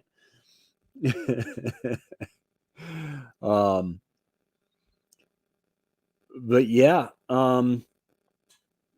hopefully one day in the next few years, I'm going to get Remy down here for whitetail hunt, and then he'll try to get me up there for a moose hunt. It's going to be a blast. We do have moose around here. We've got a river called Moose River, but the population just got so low that you barely ever. When you see one, it's a big deal. It makes the newspapers and all that. Yeah, All right, yeah, I'm he back. covers for me a lot too. Yeah, absolutely. He's back. Yeah, I don't know what happened. I accidentally touched a button that closed, just shut everything down. Oh, I'm gonna have to move it so I don't do that again. yeah. Thanks for covering up. I tried to log on my phone, but then I realized that I have to be on my computer so I can accept myself in the stream. Right. Yeah. Good job, handsome. Oh, you don't want me to pick you up. I got a cat here. So I don't know if you had chance to reply to everyone there in chat, but No. Basically, we were talking about around here. We've got a river called Moose River, but when you see a moose around here, which about every year there's a couple moose sightings, it makes the paper. It's a big deal, and you always got somebody trying to go up and pet it, and that's always fun to watch. yeah, people don't like. It's a dangerous animal if you're not careful. I've never seen a moose attack around here, but it could still happen. Yeah, yeah. There's one town in Alaska that they have moose coming in, and one guy got trampled to death. The kids had been throwing snowballs. It was a cow with a calf, and they'd been throwing snowballs with it or at it earlier in the day, and this guy was just trying to walk around it, and it attacked him big time. I think he died from it. Wow. But Yeah, wildlife isn't something to play with. No, you have to know your environment, I guess. Okay, so we lost Alana Carker, the Rustic Life. If she's still here, thanks for coming in. Best freeze frame of Remy. Did I freeze frame? Was I frozen on screen for a second? Yeah, it was kind of funny. And yeah, I was trying to hurry up to get back, and I realized, I remembered last week on your stream, same thing happened. I was trying to cover up for you for a second, so Yeah, thank you for doing it for me, I guess. got your back. I'm not really sure what homestead is. What is the point of this society, if we can say that? Can somebody explain to me? So, Claude, we were saying earlier, basically, homesteading is, it's trying to be self sufficient as possible. Mhm. Use the land, use your skills to do stuff that you don't rely on the stores, I guess. Like if your dad used to go and cut his own wood, that's a part of homesteading. If you do a garden, that's part of homesteading. If you're farming, like Fontaine and Fontaine's farm, I know you're involved with them a lot. They're homesteading. They have their garden. They have their own animals. They're trying to be as self sufficient as possible. Um, if you go hunting, that's part of homesteading. Also, if you go fishing, they're all part of homesteading, I guess. Yeah, it's just trying to be more. I mean, you can homestead to a point in an apartment. It's preparing and trying to be more self sufficient, and um, you can. Yeah, I have a lynx. He's a Cabot. My wife used to tell people he was the cross between a rabbit and a cat, but Cabot, I guess, is just a species of cat.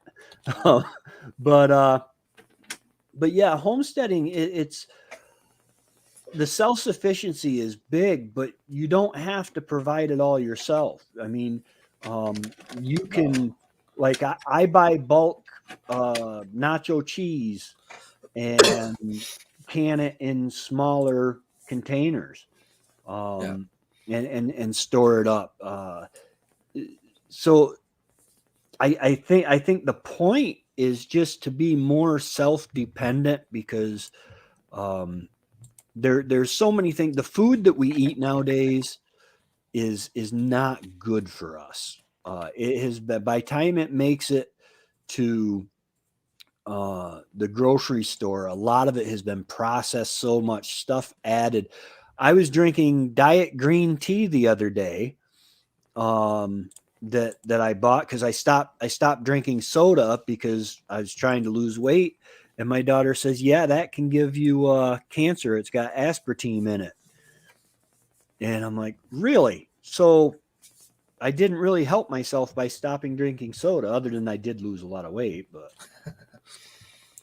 And yeah, I mean, like Anny that was on live earlier was saying, even if you just buy in bulk and preserve your own food, that's part of homesteading. Also, there's many aspects of homesteading. Like, I mean, am I 100% homesteader? No, but I like to think that um, every little bit counts. And there's the guy in Australia, Self Sufficient Me. He has a great channel, and Mhm. one of the things he says is you can't be self sufficient at everything, but if you can be Right. self sufficient at something, then you're better than being self sufficient at nothing at all.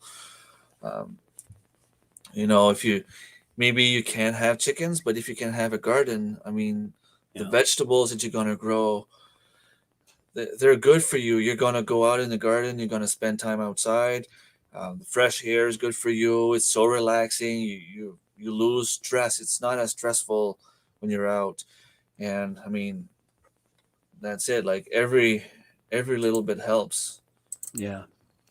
Well, even with my chickens, I'm still dependent on buying feed for them at this point, and that's something that I want to come up with a way to grow my own chicken feed. Yeah. And We raise pigs not because it's cheaper, because it's not really, but The meat is better. the meat is better. I know exactly what it's eating. Yeah. Well, for the most part.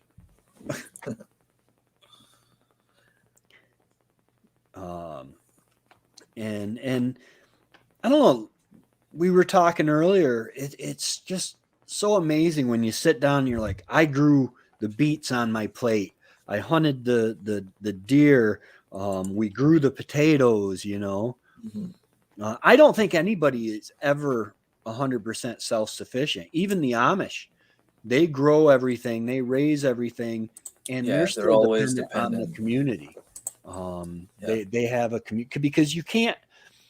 Somebody might be really good at making clothes, and somebody might not be good at making clothes, but they can garden really good, and you can work out the whole thing. You can work out the barter system and stuff.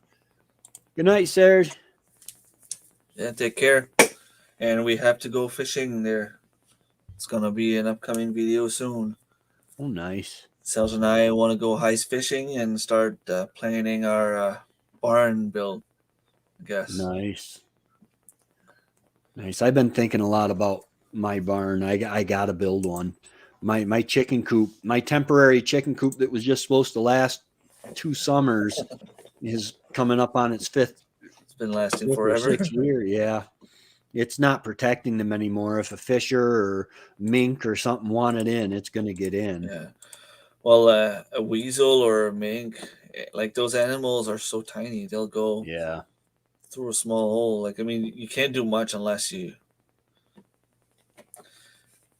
Yep, Marilyn smelt.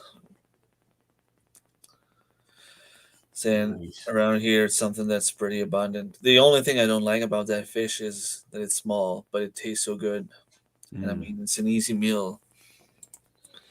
I think a lot of people fish for perch, In your yellow area. yellow Yeah. perch in this area. Okay. It's not very common here. I remember being a kid, I would go to Mount Carleton, um, and most of the people that's what they were catching. But around here, people don't eat that. But I did. What I was 4 years old, and I remember going on a little bike ride in the park, and I got lost. And you're 4 years old. I remember like it was yesterday. I was crying, trying to find my way back. And this old lady came at me and she's like, "Are you okay?" I said, "Yeah, I'm lost." "Well, where are your parents?" I'm like, "Well, I don't know. That's what I'm trying to find." And I'm guessing she probably knew that the park was just like a circle, and the way I was going, I was going to get there eventually because she let me go. And I mean, I remember getting back at the trailers, and my cousin was there, and he took this big, like, branch, this big piece of wood, and you put a line at the end and a little spoon and a little hook. And he's like, "Look, I made you a little fishing rod." So I'm like, "Okay, sure, I want to go fish now." And I was there with my uncle and my aunt, and she was afraid I would fall in the water, so she didn't want to go with me. And I kept bugging them and bugging them and bugging them to go.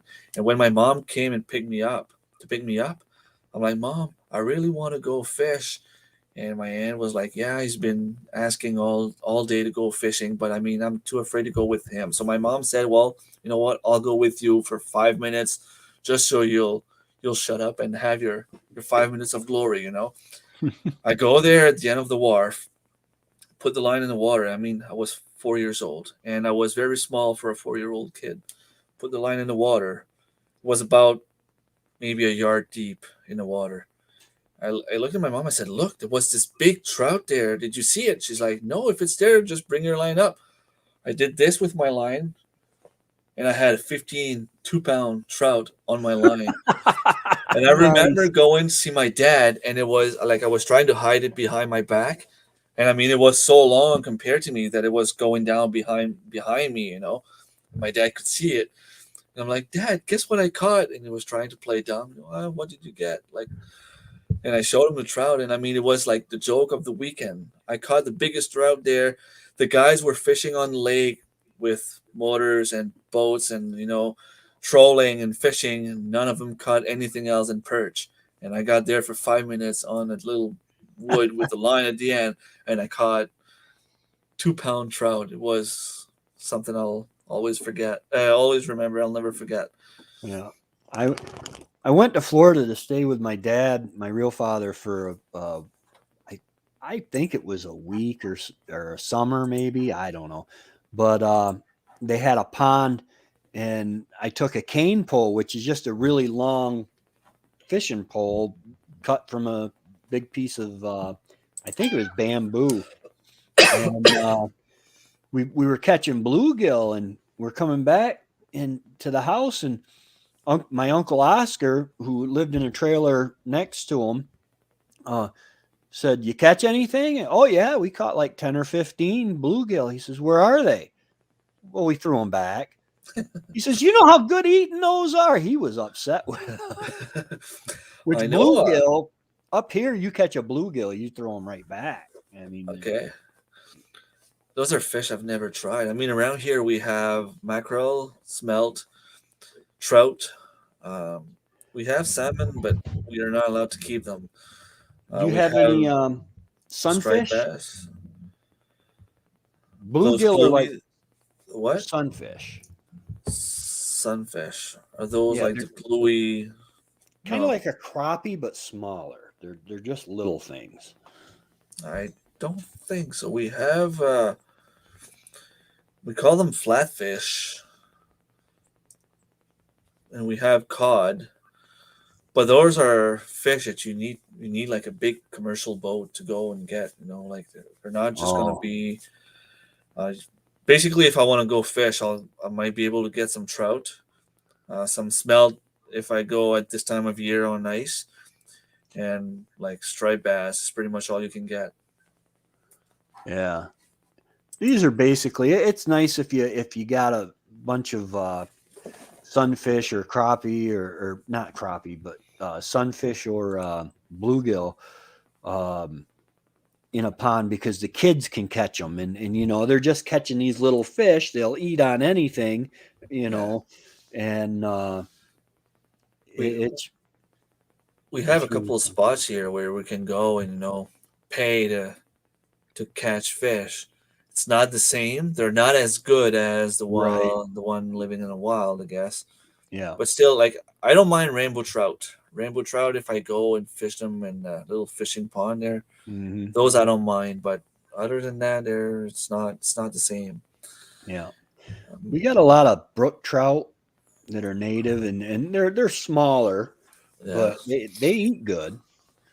you went that like this. I mean, this is pretty big around here. Well, that's I don't know. They might be up to like 7 or 9 inches, somewhere in Yeah, there. that's pretty much all we get here. Also, once in a while, you'll be lucky and get one a little bit bigger. But Yeah. fishing in Ontario Lake, my uncle goes on Ontario Lake once a year. I think. I don't know if he went because since COVID started, but he's done some pretty awesome fishing. He doesn't want to bring me. I want to go. I guess it's not that expensive though. It's something that's pretty fun and not that expensive. You can get there. I mean, four in a car, four on a boat, and I guess it can be done like under. I guess it's $100 per person for one day on the boat. I'm not sure if I'm remembering right, but if that's the case, it's not that bad. Yeah. Yeah, we've got a lot of fisheries around here. There's walleye and northern pike, chain pickerel, which are a dime a dozen. Um, and then the Black River's got a lot of trout in it. Um, and then there's a place, Stillwater Reservoir, that Wendy and I used to love to go, and they have tiger muskie. We were in a canoe, and Wendy would fish with worms, and I'd have all this cool bait and stuff.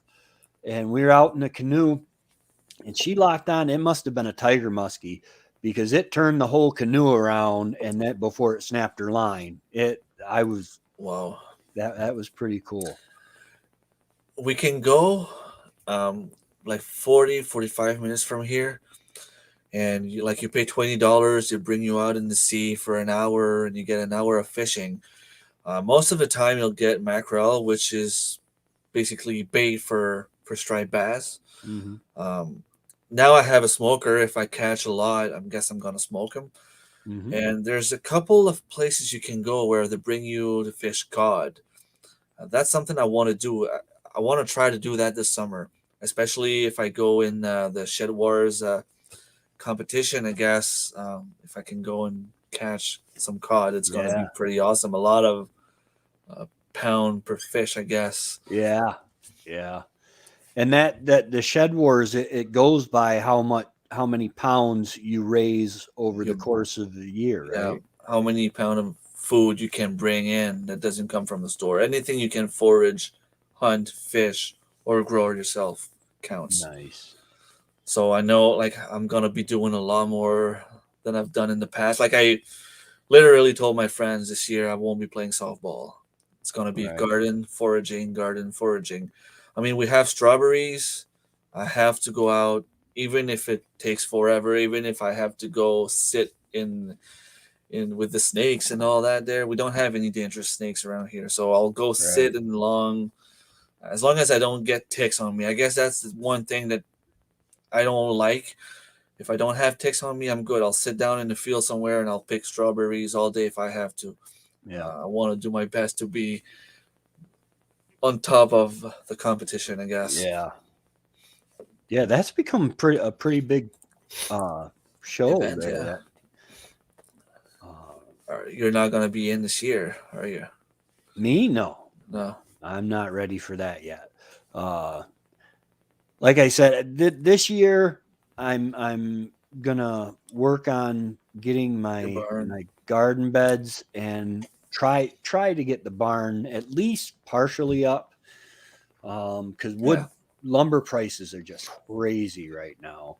Oh, Um, yeah. I if you're an environmentalist, I apologize, but they're just going crazy with the restrictions on logging and stuff like that. But I want to get my garden going really good. Um, and I want to keep working on my orchard. I should be having, it's been 2 years since we planted our first pear trees and Okay. apple trees. We should start getting something from them soon. Yeah, probably. I mean, it doesn't take that long. You should at least get, if you start seeing flowers, you should be all right. If you have a lot of bees or other pollinators in your area, you should be fine. Yeah. One thing I want to go get also this year is clams. Hmm. We have clams around. So we live, I mean, I'm literally 15 minutes from the sea, so I can go on the Yeah. beach and, get clams. I would like to do Shed Wars maybe next year, but I'm still gonna wait my things just because I'm curious. Yes, and if you start your channel this year. Get accustomed to having a camera, filming yourself. I mean, nobody was perfect at first. No. People are still gonna watch. You're gonna find someone somewhere that's gonna like your stuff. Yeah. We're gonna support you for sure. I mean, support Absolutely. us, we support you. I can't wait to see. And I even told Annie when she told me about her friend that was living on a farm and doing the things you do. I'm like, wow, why didn't she make a video or a YouTube channel and make some videos? And she's like, well, I'm trying to convince her to do it. So just go ahead and do it. Just press record. Go back and look at some of my first videos that I did. Oh my goodness. And I Yeah, started the YouTube, my first YouTube channel was just uh, so recording stuff so that my grandkids could see, okay, this is how Papa lived. This is he hunted, he skunned deer, they canned turkey and they raised the turkeys, and this is how to process them and stuff. And I shot them on an old cell phone. yeah. Um, and I'm still look at the videos I just did. Yeah, there you go. That's what The, I the, use. the videos I posted just the other day, I've got better cameras than I had before and all that stuff, just because it's fun and I get into the gadgets. But uh they're far from really good professional videos. But you just learn. People will find out who you are and they'll follow you for that. My brother watches it for the comedic value, and I'm not trying to be funny. So, did you decide if you wanted to go French or English? I'm seeing your logo in French, so I'm guessing you want to go French. And yeah, like I started French. At first, I mean, when everything started last, well, it's 2 years ago now. Um, school shut down so brutal, like it was quick, and I mean, we didn't see it coming.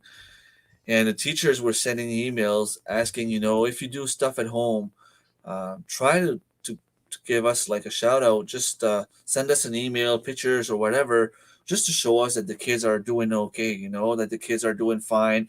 I will try to do a teams meeting at some point to get the kids to talk to each other so they can at least see some friends' faces. And I figured, why don't do a video? I asked the kids, do you want to make a video of, doing a recipe or something like that? And they decided to do it. So the first couple of videos I have are actually just the kids doing recipes. I have one of them doing a recipe of what's it called? French toast, but as a grilled cheese, which is delicious, by the way. I have my other daughters made a smoothie. They made like a 3 ingredients fudge.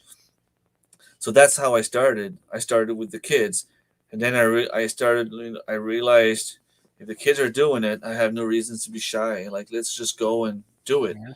And people were doing like a garden tour, so I did a garden tour, and I realized, if I want to do this for real, I got to go English because that's where the people are. I started doing videos in English, and suddenly people started looking at my stuff and subscribing. And I mean, I'm at 1,600, and I don't know how many subscribers now. It's crazy. For the weight, take a pic of it or keep a paper pad next to the scale. A small piece of paper can go everywhere in the house and lose them. Mhm. But I think go French because there's not a lot of French channel, and I think there's a bigger community in English. Those are the two things I had in mind when I started. That's why I hesitated.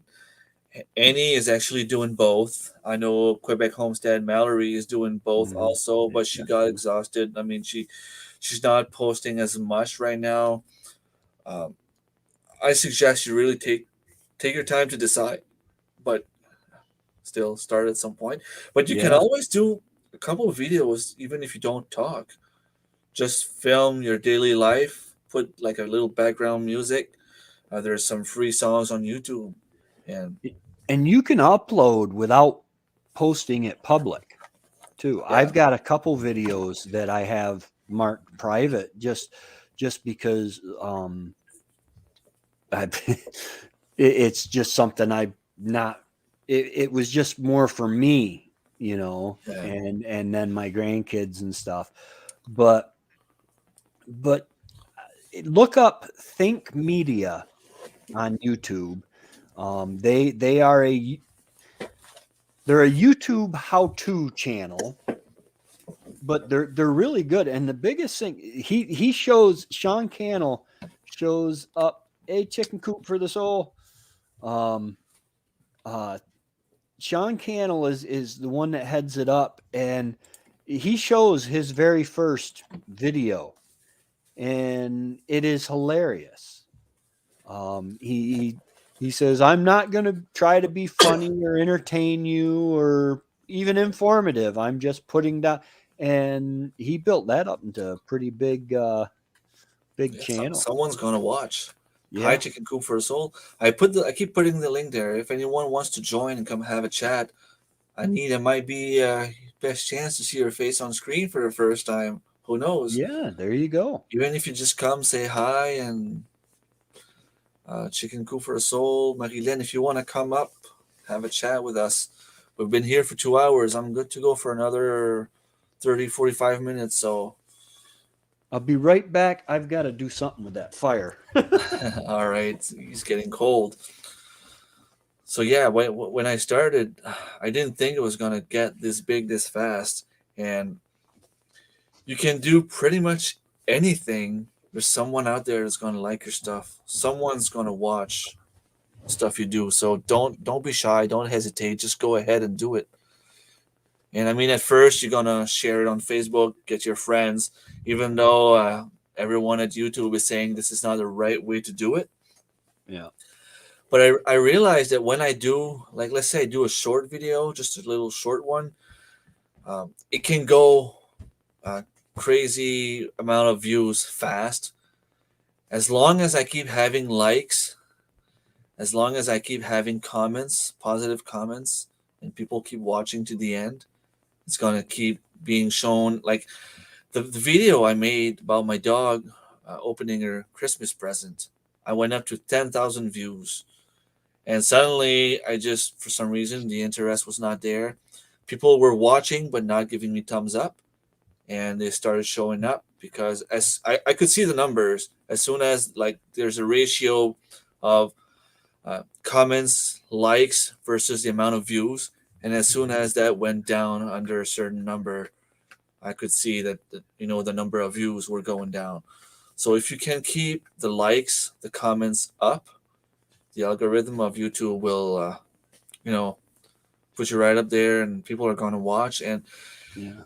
no matter what you do, I mean, even if you think you're boring, someone out there likes your stuff. So I remember I had a conversation when I was just tossing around in my head with my brother and my best friend, and they're like, "What are you going to do?" I said, "I'm just going to film what I do on the homestead."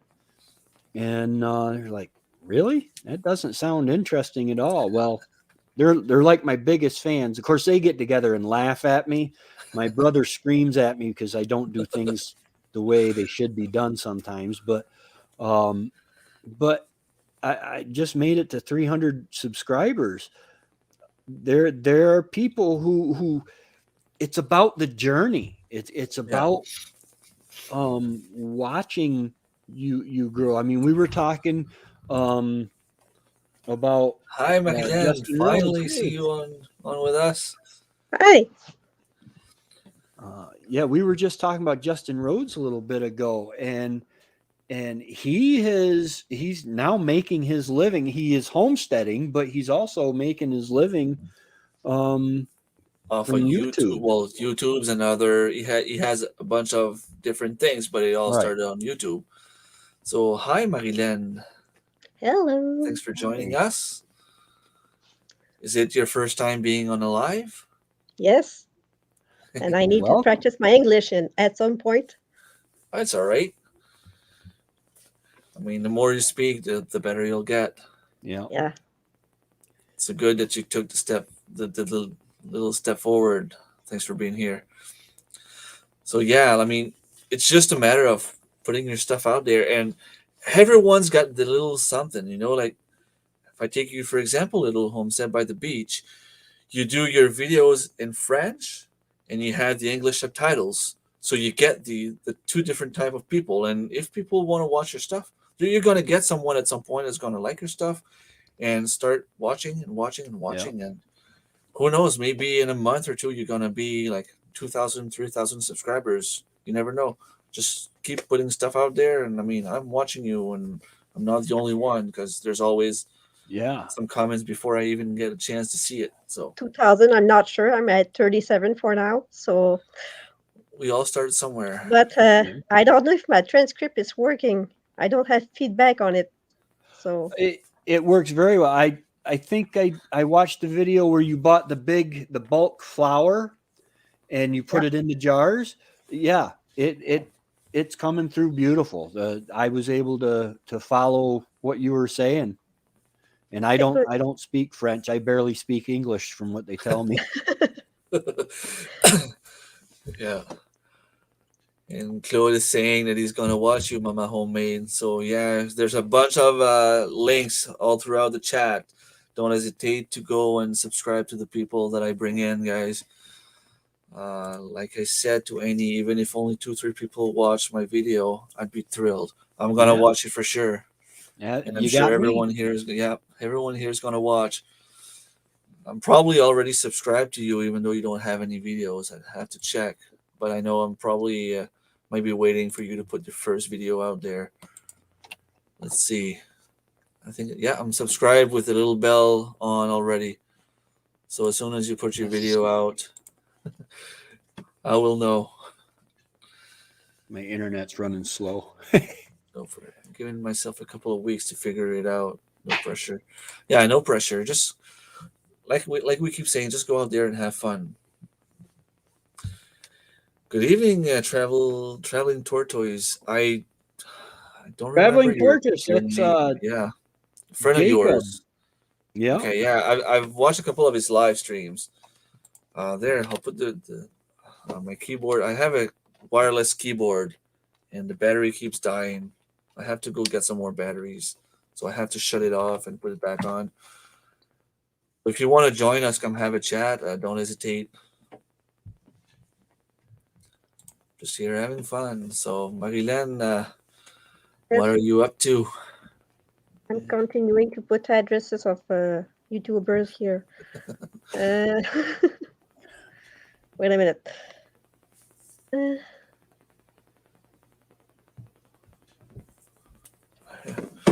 You know your hockey team is going well when the first period is done. It's 4-1 for the other team, and I didn't even know they were playing. So that's how much I care right now.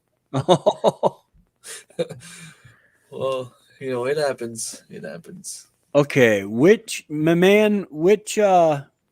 getting my man Homemade. so okay, my man. I think if you go, let me see. Yeah, Marilyn just shared the link right there for the traveling tortoise. Okay, no, but you shared Mama Homemade for 4 comments ago. Okay, right here. All right, I'll click on that and see. Yeah, I mean, even my son, he he was seeing me doing my YouTube things, and they're kids that want to go and become famous because he was a big fan of Ryan's Toys or whatever it's called, and Fiji TV or whatever the kids are watching these days, and he's playing those Roblox games or whatever on his phone, games I don't even know what they're about, and he films himself once in a while. He puts it up on YouTube, and I'm his dad. I'm gonna support him no matter what he does. So I go there, I give him a thumbs up, and I get there, and it's like 7 thumbs up. Like, already? I mean, you're 8 years old. You put a video, and you have 8 thumbs up. It took me like a year before I was able to get 8 thumbs up. Like, yeah, people watch it. Kids watch it. He's probably telling his friends on those games, go watch my videos, and they're going and they're watching. So you said it's a gaming channel. Yeah, it's they're big. I don't understand it. My nephew would say, he'd be sitting there. I'm like, oh, you're playing Minecraft. He says, no, I'm watching somebody else play Minecraft.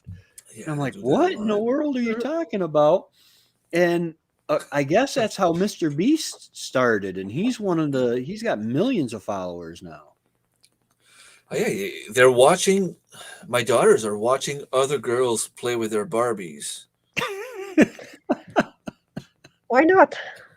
People are watching us do gardening, so yeah. Yeah, but I guess kids. I mean, I remember watching Smurfs and stuff like that. But whatever, let's watch kids play Barbie. I don't think I would have been very interested in watching how the kids play with their little wrestlers or Ninja Turtles, but technology now. My progress on YouTube is definitely slow, but I'm enjoying posting, and that's half the battle. Can't just expect to be successful overnight. And you put a lot of chicken videos that I love watching everything about chickens, and I can just sit there and close my eyes and listen to the chickens. And I mean, I've had a couple of videos like that myself when I started, especially with the young little chicks.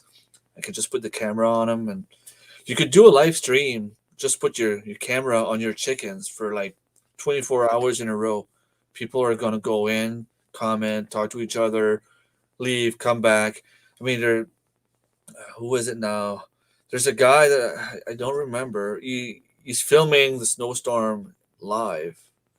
Don't remember who that is, but I mean, people go and watch him.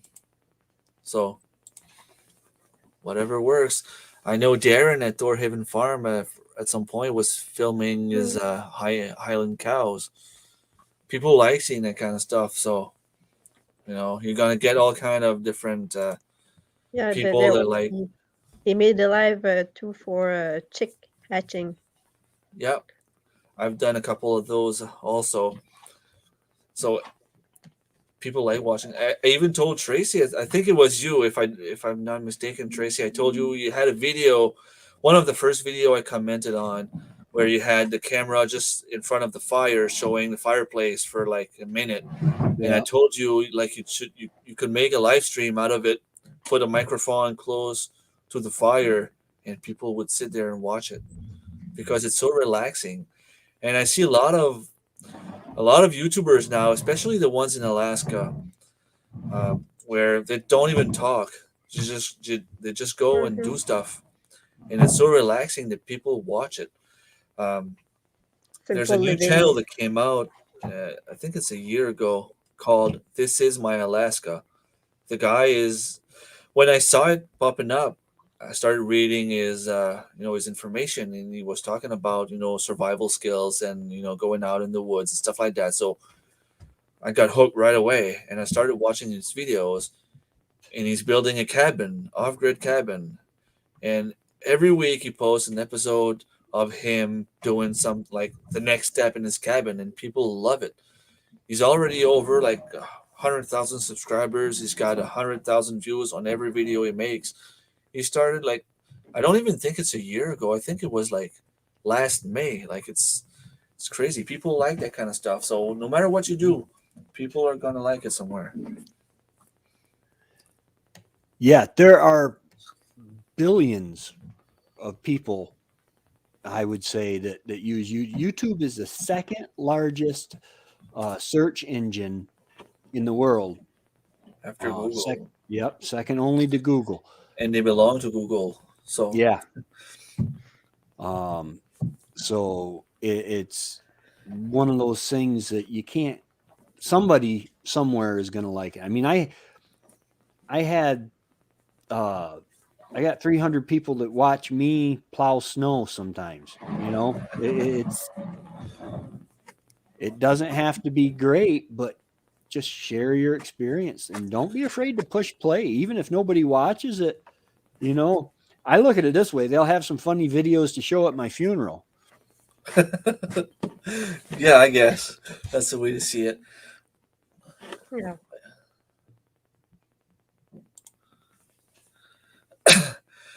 They get a lot of views. Oh boy. Yeah. I'm not gonna comment on that, but Me neither. they get a lot of views. It's tough because I work in a hospital, so I feel like if all the restrictions were out today, I think the hospitals would be overwhelmed in a couple of weeks. I've already said more than I feel comfortable saying on YouTube, so I'm gonna stop it there. Hi. Hi. There he is. I don't know if you've been waiting there for a while or not. So I can cause interference. Hey, Jake. No, I just clicked on the button. Okay, right on. How's it going, gentlemen, ladies? Not bad. Good Not bad. here. Good. So the point of this live stream at first was to discuss what we do in the winter, and it kind of went in a totally different direction. So Always doing that. whatever you want to Always. talk about, go ahead. I'm in a unique position because I really don't get winter down here. Yeah, well, we were supposed to have MB Heritage, and they live in a place where they're pretty much in the same situation as you. They don't really have winters.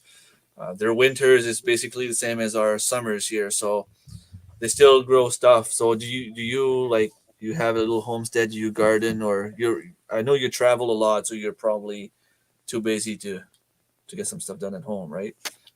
Fixing to start one this year. Okay. Okay. Well, now I'm not. I'm home a lot more, but Yeah. fixing to start one this year. I'm gonna have a big old garden planted. So Yeah.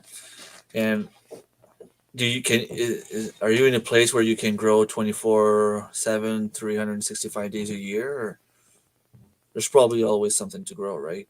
Like if you wanted to start today, you could probably start with like lettuce, kale, and not so much. no. Right now it's getting low at 28 degrees down here. So if I had like a greenhouse, I could, but Yeah. we get about like a month and a half, 2 months worth of winter technically where it gets down in the 20s. Okay. Hi, Michael. Yeah. I mean, I did a short video today when I woke up this morning. There was like 2 feet of snow on my porch. Before I could even get to my Jeep, I had to shovel my way there. And I got home after work. I wanted to go feed my rabbits, and the snow was even with the top of my rabbit hutch. So you can just imagine the struggle I had. I couldn't even see my rabbits. Luckily for you, you don't have that. I don't miss those days. No, he used to live right next to me in Port Lyden. He's Okay. shoveled a lot of snow in his day. Well, I used to Yeah. be Tracy's neighbor, so I used to deal with it. Okay, cool. But now you're traveling around the states. Yeah. And I know Marilyn has got a lot of snow on her property as well, right? Yeah, I moved to Mississippi about 11 years ago. Okay.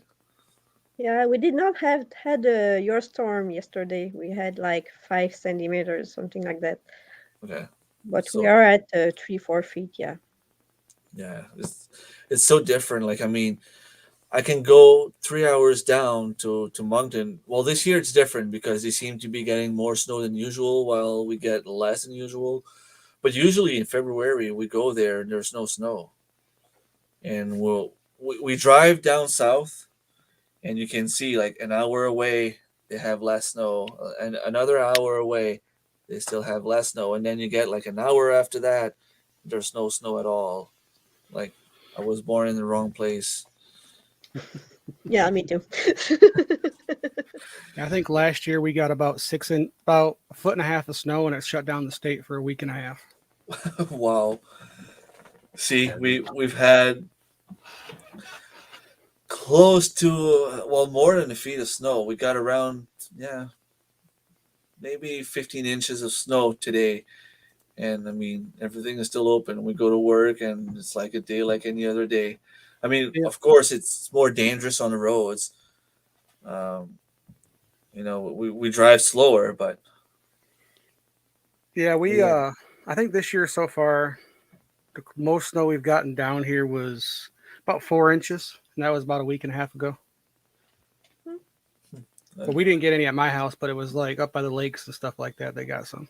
Now, do they have plows and sanders and stuff down there at all? No. no, and you probably don't have winter tires and stuff like that, right? They're just starting to buy some because of last year. Okay. We got that 6 inches, 8 inches of snow, and it shut down the entire state pretty much. So they're starting to get a few plows, but really nothing that can do anything. Yeah. Yeah, Chicken Coop for the Soul said we got about 18 inches yesterday, and my chickens spent their entire day in the coop for the first time ever. I felt so bad. Yeah, my chickens spend a lot of time in the coop when there's snow on the ground.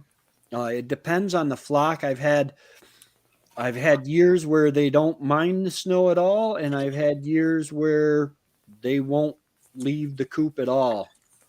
Yeah, they'll eat the snow, Yeah, but they don't want to go play in it. I don't blame them. no. Yeah, they're not like the dog. My dog wants to go play in the snow. when she goes, she's so small. Like, yeah. Yeah, I seen more snow when I traveled over the road in the last 11 years than I did here at the house. So, and I enjoy it. Yeah, you're right, Claude. Unfortunately, schools tend to close a lot around here because there was an accident a couple of years back because of the snowstorm, and there was like a bus accident, and after that, parents started talking a lot, and they were mad, so they tend to close schools for almost nothing now. Heck, I remember when they used to put chains on the tires and still send us to school. Yeah. Yeah, might have been eating the snow today instead of drinking their water, weirdos. Yeah, they tend to do that a lot. Like, I know a lot of guys. I don't give water to my chickens in the winter. I give them snow because even if I give them water, it's frozen by the time it gets to them. By the time the last chicken can get to the water, it's frozen. So Yeah. it's kind of useless. I just learned that this year from you guys about putting the snow in with it was from your rabbit feed and your this live stream you did about the rabbits. So I'm gonna start making sure they got a little pile of snow in the.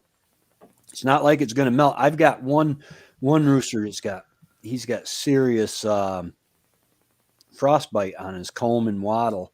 I've got to pick him up and put some Vaseline on it, but I'm scared of him. Yeah, I some don't want to roosters turn are. mean. Yes, some are mean. I sold a couple of chickens this summer, and a guy that came over, he wanted to buy like a whole flock. I had a whole flock of barred rocks, and he wanted to get the rooster and all the hens. And I was there waiting in front of the cage. I didn't want to go in. He looked at me. He said, "Are you scared of the rooster?" I'm like, "Well, not really sure I want to go in there." He was like, "Well, I don't mind." He went in there, picked him up, and he left. Yeah, So there are a lot of, for the most part, a mean rooster.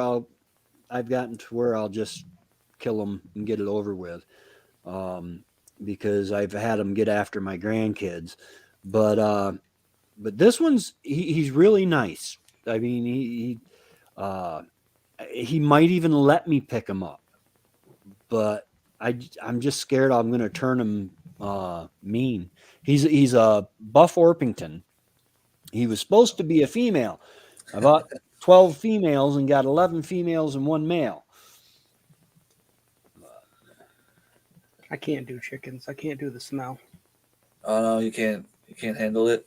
You kind of get used to it though. But if you have them in a well ventilated area, you're good. They won't smell as much. Tracy knows my parents have raised a lot of animals over the years, and I just can't. It's one thing I can do with cows, chicken, and pigs and stuff like that, but I can't do chickens. Okay, so you could do with the meat rabbits. Yeah, I gave snow to my rabbits today, but they just stomp on it. So what's the point? My parents are raising pigs right now. Nice. And we were And, talking earlier. Sorry, what? My parents are raising 2 pigs, and they just got a cow that had a baby and it's pregnant with another one. So they got 3. Wow. Fixing to have 3 so far. Nice. And we were talking earlier about like how we go hunting and fishing. So is that stuff you do also, or I know you're busy traveling, but you must have. Well, time for I some do a lot of hobbies. local runs now. I'm back home more often, Okay. but I haven't really hunted since I moved down here from New York. Okay. I'm afraid of the rattlesnakes. Like you have to buy snake boots and all that stuff down here, and I'm not about that life. Well, yeah, that's one of the reasons. I'm glad we have winter for that specific reasons. We don't have any dangerous snakes, spiders, and stuff like that. So Yeah, I do more fishing and like catfishing and stuff like that down here. I get out on the water to do that. Even then, you still got to deal with the snakes. But Yeah.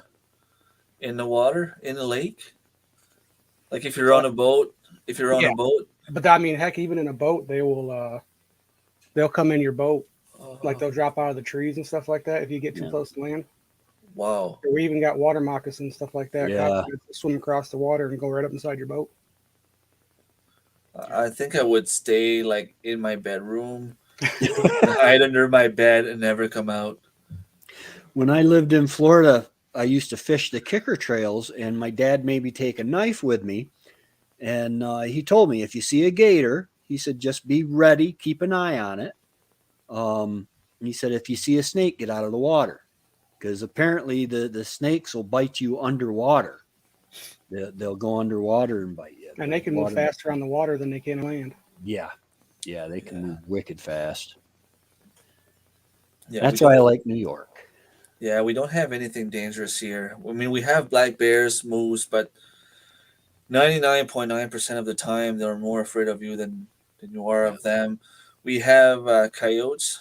That's pretty much the only thing. Like, coyotes here are, well, there's not that many attacks on human, but there's so many now. Like, the last couple of years, there's more and more. So it's to the point where I wouldn't go in the woods alone at night without a gun. Yeah. It's never been that way before. New York State has had a program for several years. They deny it. The Environmental Conservation denies it, but they've started reintroducing mountain lions into the area to try to control the deer population because insurance companies don't like the deer. But we're starting to get them on trail cameras and stuff. People in the local areas, Lewis County and Nida County and stuff. So yeah, I have a gun with me when I go in the woods, just because I can't run fast. Yeah. Around here carry pistols just to kill the snakes more than anything. Yeah. Wow. Can you imagine?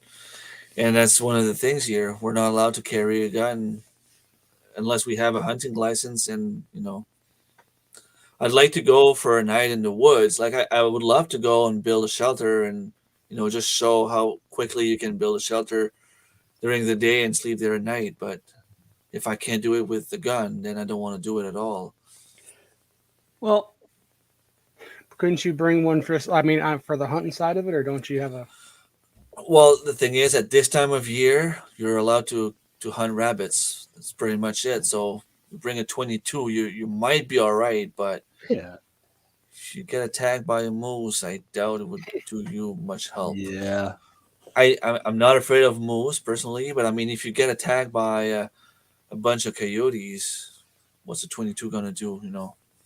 Yeah. So I would go maybe in the spring when you can hunt bears. You have your gun close to you, sleep there. I'd be all right with that. But beside that, I'm not too sure. That's what I do with around my house is a lot of coyotes and red wolves. Yeah, we don't have wolves here. I do. Yeah, you do. There's probably They're not. the gray one. Okay, there's probably not that many though. Well, we don't have coyotes. Okay, because you have wolves. A lot of ours are moving down from Tennessee. That's where they're coming from. We're getting a lot of more red wolves coming out of Tennessee. Okay, yeah, they're talking about how do they call them now? Coy wolf, Coy dog? like the mix between the two. Yeah, they're like a mix between coyotes and wolves. Yeah, they're bigger than coyotes, and regular coyotes smaller than wolves, and they are starting to see a lot more and more of them. See, we have And brush wolves. and they are in packs. They're in packs a little bit more. Yeah. We have brush wolves up here, but you hardly ever see them or even hear about them. We do have coy dogs, which is just a coyote and or a feral domestic dog going feral and mating with a coyote, but the coyotes will freak you out when you're walking down a trail or something. And you can hear them in the brush, and you shine your light and you see their eyes. But I've never heard of any of them attacking anybody here. But yeah, I like guns. That's becoming a big problem down here. Is the feral dogs and the pigs, the wild pigs. Feral dogs are actually pushing a lot of the wildlife out, and a lot of like the coyotes and stuff. They're pushing them out because they're getting so many of them, and then the pigs are just destroying a bunch of property.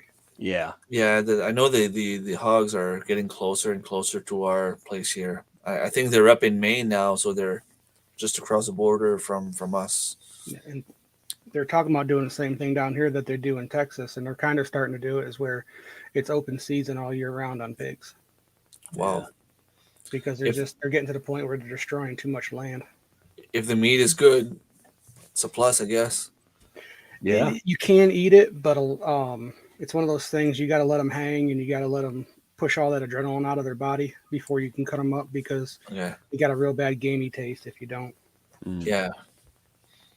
And they're an animal that they till the ground, so they eat all the vegetable, like the vegetation, and they can destroy everything so fast. Yeah. I think in Alabama and northern Mississippi last year, they said around $10 million worth of property damage that they've caused. Wow. Oh. So were you attacked by a fly, Tracy? Yeah. Yeah, in January. Nice. Sorry about that. No, just can't get rid of the stupid things this year. Well, they feel the heat. They want to get in. Yeah, I think I think they get on the firewood or get in the wood pile or whatever. And I can't keep the chickens out of my wood shed, so they poop and everything. And then the flies. Mama Homemade was saying that she puts her rooster in the basement because it's too cold. We've had minus 40 Celsius, which is, I think it's minus 40 Fahrenheit here for a couple of days, maybe even like for 2 weeks with the windshield and everything. And now we're getting hit by a storm. So it's not fun in Canada right now with the snow and the cold. Out there Tuesday, they're calling for 66 degrees here. Wow. Rub it in.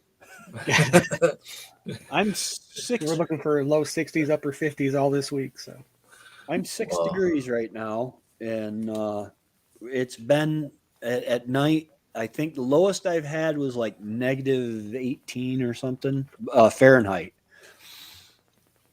Wow. I don't know. I'm hanging out with a bunch of Canadians. I might as well just switch to Celsius. Yeah. Well, we try as much to tell the difference. Yeah. So I'm guessing 50 Fahrenheit is probably close to like 10, 15 Celsius. Yeah, I think that's about right. Well, it's a little bit over. Let's see here. It's weird. Celsius, I know minus 40 is minus 40. What am I? 60 degrees or 50 degrees Celsius. 50 Fahrenheit to Celsius, yeah. Let's see who gets it first. 50. So it's 10 Celsius. 50 Fahrenheit is 10 Celsius.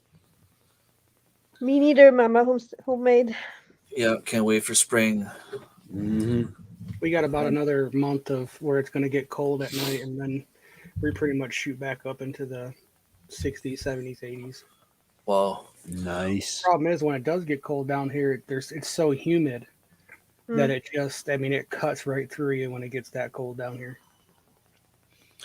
We're still probably going to get snowstorms until at least mid-April, and if we're lucky, beginning of April. If we have a regular year, end of April. But it's not uncommon to have like 1 or 2 storms in May, the beginning of May. But snow starts melting, and then you think you're out of winter. You can start putting your seeds outside, and then boom, snowstorm. Yeah, we get that with the storm in May or a melting storm. But normally at mid-May, I have no more. All the water down here. Our lakes are getting shallow.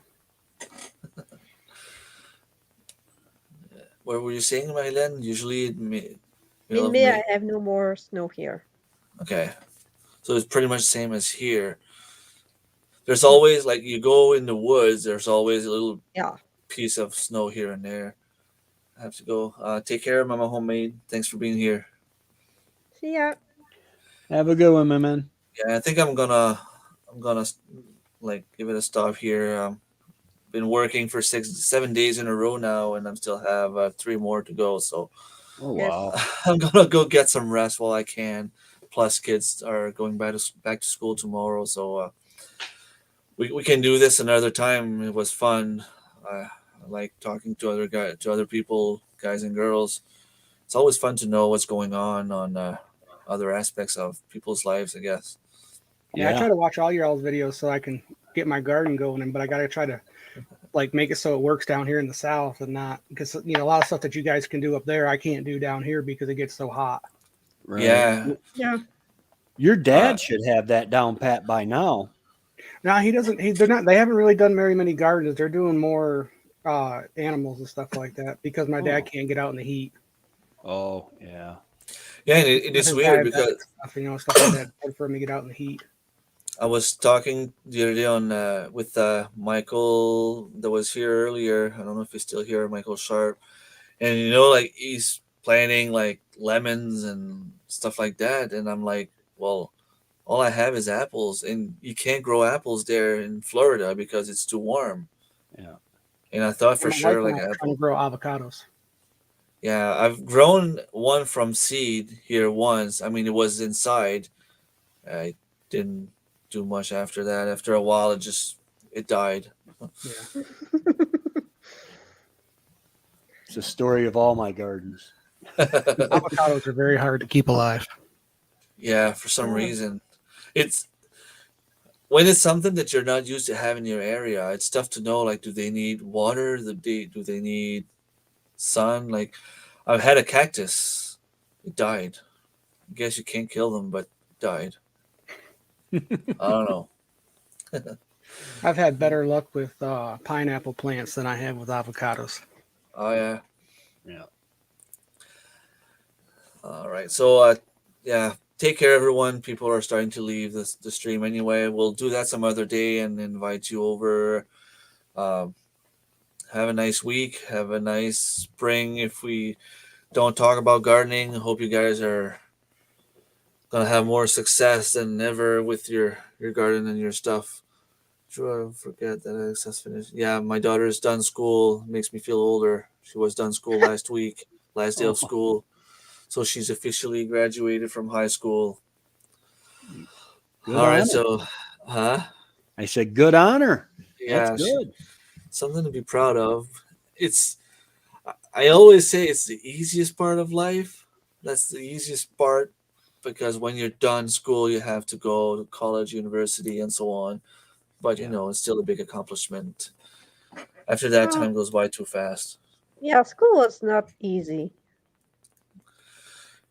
Yeah. I mean, I prefer the university from I like college. because I went to university.